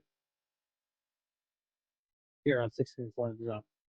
Quick report, though, from TMZ. Super Bowl off to a shaky start. Bay Area hit with earthquakes. Apparently, there have been about 20-ish earthquakes in the area around the Super Bowl, clocking in anywhere from 3.8 to 4.3 on the earthquake scale. So, place is already rocking, you could say, in Santa Clara. No, Robin? No, I don't got him. Okay. That's fine. We will adjust. We will pivot. Nebraska basketball, now 9 in the AP top 25 poll. They are now 10 in the net ranking. Coming in at 76 in the net ranking is the Creighton Blue Jays. And then let's see here. Where's Omaha at? Omaha's 256 this season in the net ranking. We gotta go back. We gotta look at how things have adjusted in the net over the weekend, because it seems like there's been a lot of change. Iowa State now in the top 5 after a big win this weekend against Kansas State, which, I mean, first off, Iowa State, I mean, TJ has got them going big time, and they've been that way for the last couple of seasons. Just haven't been able to get to the national title game, but I don't know. It might be trouble in paradise for Kansas State. Jerome Tang, the team that, let's just say this, Kansas State took Nebraska basketball to the brink in Kansas City. I mean, they pushed him. They honestly, Kansas State pushed Nebraska basketball better than a lot of teams have in the Big Ten. It's one of those things where it's, I think it had a lot to do with early season for Nebraska. They were still trying to figure out who they were as a team. They were still building up some chemistry and trying to figure out the system and mold together. Like they were very much still a work in progress. I mean, I remember watching that West Georgia game at the beginning of the year for Nebraska basketball, and they weren't even remotely close to the team that they were now, or the team that they are now. But Kansas State pushed them, and that game took everything for Nebraska to win that game. But since then, they have fallen off of a cliff. I mean, ever since the Creighton game, they've fallen off of a cliff. They're 10-12 on the season. They are 1-8 in conference play. 1-8 in the Big 12 this season. Jerome Tang, he's in his 4th season in Manhattan, and his first season, I remember this was a conversation that kind of surrounded Fred Hoiberg in a way, because, one of the reasons that Fred Hoiberg kind of stuck around at Nebraska, even though his first 4 years essentially weren't very successful, especially his first 3 years, it was, well, are you really going to get a more skilled coach than Fred Hoiberg? Are you going to get a smarter coach than Fred Hoiberg? Are you going to get a more accomplished coach than Fred Hoiberg here in Lincoln? Like, come on. Why would you do that? And one of the arguments against Fred was, well, other teams are having success, hiring first-year head coaches and then going ahead and being super competitive right away. Jerome Tang was one of those coaches. In his first season, Kansas State goes 26-10, end up being a 3 seed in the NCAA tournament. And in his 4th year, it looks like there might be trouble in paradise for Coach Tang in Manhattan. And now we are joined by Mr. Robin Washut. Robin, I was kind of referring to you a little bit because back in the day, I would listen to the Husker Online podcast and whatnot. Do you remember back when the Jerome Tang's first season in Kansas State, they were absolutely killing it, and you and the guys were talking about, hey, like this could happen potentially for other teams when they hire first-year head coaches? Vaguely. Okay. Well, I was just going to lead off. Did you think, I mean, after year one, it's kind of crazy to see how just quickly things can turn around in Manhattan. Yeah. It seems like Tang is kind of one foot on the way out there in Manhattan. Yeah, well, he lucked into Keontae Johnson, who was supposed to commit to Nebraska. Oh, wow. At the 11th hour, was told he could not commit to Nebraska, so he ends up at Kansas State, ends up leading them deep into the tournament, and kind of set a high bar for Tang that despite having plentiful NIL resources and a roster budget and all that, has really underwhelmed, and it looks like his time's running out down there. So it shows you that you can have all the money, you can get all the top portal players, but when it comes down to it, still need a team to win at this level. Yeah, it's never a good idea to get Coleman Hawkins on your team. I think that's just the takeaway from this whole discussion. Robin, you're a very long time writer of Nebraska basketball, and you've been through. And what I admire a lot about beat writers for teams that haven't had the most success ever is the ups and downs and everything. I mean, you've seen this team and at some pretty low bars, and now you get to enjoy the fruits of your labors in a way because they are playing at such a high level. How was PBA, man? How was that atmosphere, and how was it compared to, kind of what you've seen before from that arena? Yeah, it was rocking. It was electric hours before tip. There was kids lined up for the student section, and I know at least one of them that was, fairly far down the line, probably like past the basketball net statue out there, so that he'd been there since 11 a.m. for a 3 o'clock game. So, there was a big game buzz that you would expect from the first top 10 home game in Nebraska basketball history. So, I mean, I think the fans more than did their part. The whiteout, I thought, was, a good success. There were a few smattering of people that decided to not participate, but overall, I thought it was good. A good buy-in to make the theme work, and the arena was exactly what you would have hoped for a game of that magnitude. And with the energy, especially in the first half when Nebraska was drilling all those threes, like it looked like one of those kind of quintessential PBA games where the atmosphere just kind of takes over, and Nebraska rides it to victory. But that kind of makes it even more impressive what Illinois was able to do in the second half to not just make the adjustments to take over against Nebraska on the court, but also almost eliminate that electric crowd that was out there in full force. So the environment was top of the line, but unfortunately wasn't enough to get the dub. Nick Baugh and Kevin Kugler did a great job with the broadcast kind of describing how it felt like March in Pinnacle Bank Arena. And it kind of dawned on me, I go, this might be the first time we've really seen two teams on that court that both could make the Elite Eight. I mean, that's how high quality of basketball that was being played. From your opinion and your perspective, Robin, do you think that yesterday's result was more about Illinois winning the game or Nebraska losing the game? I give more credit to Illinois. Nebraska obviously failed to do some critical things down the stretch, especially just, matching the physicality and, the rebounding, and then being able to kind of fight through the way Illinois was able to defend so physically. So there's some things that they left out there, but, I think you just got to give credit where credit's due in a game like that. Keaton Wagler was phenomenal. A freshman has never won Big Ten Player of the Year, but he is firmly in that conversation for me right now. He was unbelievable. He's a bona fide lottery pick, and that's the difference right now. Nebraska has a lot of really good players, a couple all conference level players.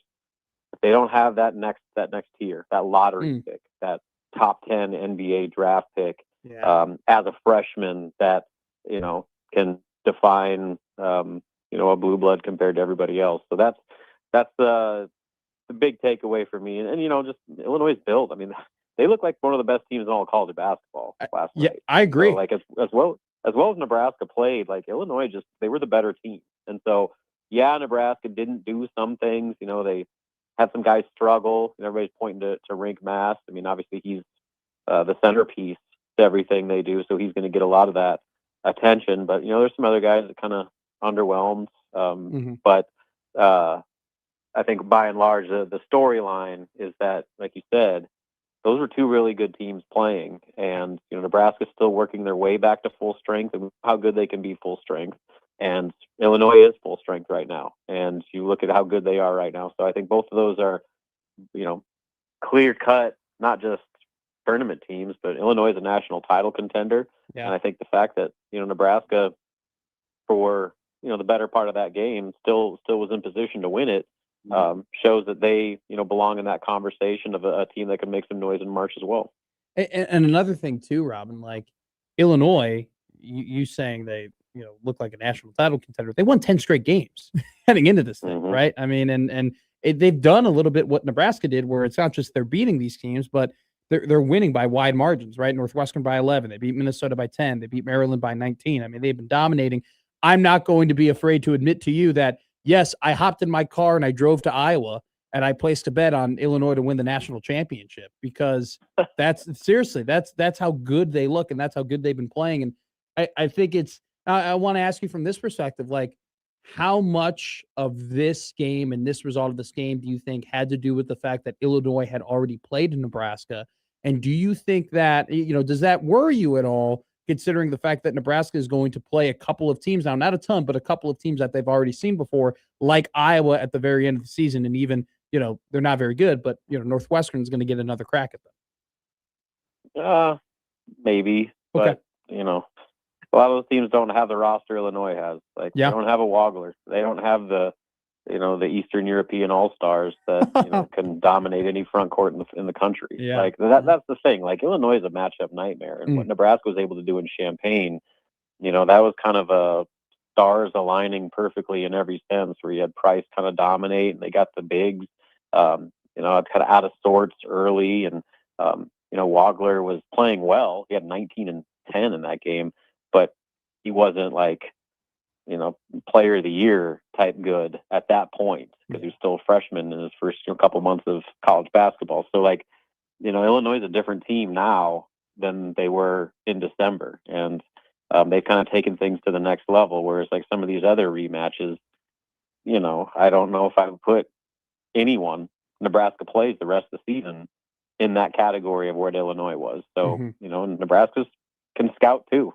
They've got good coaches that can make adjustments, and they're probably going to have a better plan for some of these teams that they face the second time around. So no, I'm not worried about that. Like, this was the game where you did worry about it because, one, Illinois is really good and it's hard to beat a team like that twice. But two, the last time they lost the game was because of Nebraska. So clearly they had plenty of motivation and were absolutely locked into that game. They spent a lot of time about, leading up to that game, talking about what those practices were like for them after the Nebraska loss and how grueling they were. And it was kind of a come to Jesus moment for all of them. Yeah. And so like that game was very much still prominent in their minds leading up to it. So, there's a lot of unique circumstances around that game that aren't going to be there for Northwestern. I mean, Northwestern is not even in the same strategy. Not even close. Illinois right not now. even close. So, like, Illinois is a completely different discussion from anything else Nebraska is going to see the rest of the way. I think that's so well said. We'll leave you here. And by the way, you're totally right. Matchup nightmare. Smallest guy on Illinois' rotation, 6'6". Absolutely ridiculous. Last question here for Robert Washut of Husker Online and On3. You talked about Rink Mask. Obviously, he's still recovering from the sickness. But even before the sickness, wasn't playing his best basketball, right? Had a poor shooting night against Washington, poor shooting night against Minnesota. Didn't really play a ton of minutes against Oregon and Northwestern. Granted, they didn't need him to. How concerned, if at all, are you about Rink? The shooting is something that, going back, basically since the Michigan State win, he's just kind of looked off, like just inefficient. He's, scored, but it was at, a high volume of shots and, just wasn't the same player that we saw earlier this season where he's hitting like 7 threes in a game and just a complete matchup nightmare. So like that would be the reason for concern, because it went well beyond the illness, his kind of inconsistency and struggles, especially with his 3-point shot. But before the Michigan game, Rink was still making a lot of positive impacts, as a facilitator, as a rebounder, as a post defender and all those things. And so the Illinois game is concerning just because he struggled in those areas too. Like, he was out of position on a lot of rebounds. He made some mistakes with, just ball handling and just didn't look like he was locked in the way that we've seen him before. Now that I give him a pass. Sure. Because of, the fact that 48 hours earlier, 72 hours earlier, he was in the ER, until 2 or 3 o'clock in the morning. So that's a real thing. And he looked like a guy that didn't have his legs back under him yet, despite how much progress he'd made over the last couple of days. That's still, something that he's working his way back from. And this 5-day break couldn't have come at a better time for him. They need every day of rest they can get. So I would expect him to, be back to, from just a physical standpoint, where he was before Michigan. But, the one thing that he's got to fix, he's got to see the ball go in. And you just got to have one of those nights where, that, as Fred Hoiberg always says, the hoop looks like an ocean and you just can't miss. Yeah. Then, because when he's like that, they can beat anybody on their schedule. Mm-hmm. They could have beaten Michigan. They could have beaten Illinois. When Rink plays like that. So that's the one thing. For Nebraska to reach its ceiling, especially in March, Rink's got to be the guy, and he's got to be playing at all conference level. And right now, illness or not, he's been playing below that bar of that centerpiece that Nebraska needs him to be to reach their full potential. Robin Washut of On3 and Husker Online. Robin, you're the best. Thank you so much for calling in Middays with Matt. We'll talk to you next week, my friend. Yeah, that was good, man. See you later. You guys can always talk to us on the Prairie Flower Casino hotline, but we do want to let you know each week we will be giving away about a $100 gift card to the Sky Bar and Grill at Prairie Flower Casino. You can enter to win now at 1620 The Zone. And also, don't forget to enter online at 1620thezone.com for a chance to win our Get Your S Together $5,000 sweepstakes, which runs through February 24th. What to watch coming up next here on Middays with Matt. Middays with Matt on 1620 The Zone.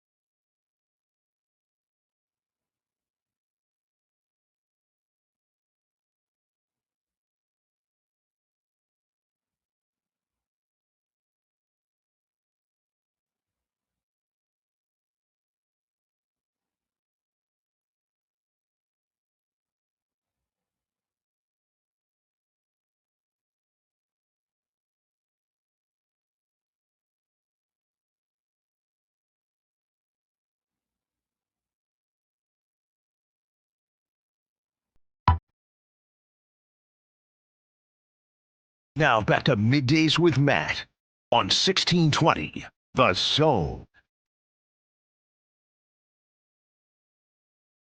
Want to go and see the Omaha Supernovas in action? 1620 The Zone has you covered. The Omaha Supernovas return next Thursday to take on the Dallas Bulls. Thursday, February 12th, 7 p.m. at CHI Center in Omaha. Listen all week to Unsportsmanlike Conduct for a chance to win your way to the game. They defeated the Mojo in their last game. The Supernovas did. So they did. Congratulations to them. They're picking up wins here in the month. The end of January now, the beginning of February. Hey, don't forget to enter online too at 1620thezone.com. Plenty of contests. Journey and Lincoln, they're celebrating their Final Frontier Tour. George Thorogood and the Destroyers with Marshall Tucker Band are in the Metro in the spring, and Chris Stapleton is in Lincoln for the All-American Roadshow Tour. Go to 1620thezone.com for a chance to win tickets to those events. What are we watching tonight, Josh Hodson? We are watching college hoops. Syracuse at number 16, North Carolina, 6 o'clock on ESPN. Tune into the Big Orange overreaction on the radio after the show and see if anyone will ask the coach of Syracuse, whose name I don't know, or nor do I care to learn. Neither do but I. They'll call in and ask him if he's going to be fired on his own coach's show. Rough. Number 11, Kansas at number 13, Texas Tech tonight, 8 o'clock. Both those games on ESPN.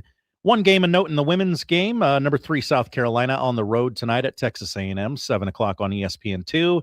NBA doubleheader on Peacock tonight. Wolves and Grizzlies, 6:30, followed by Sixers and Clippers at 9 o'clock.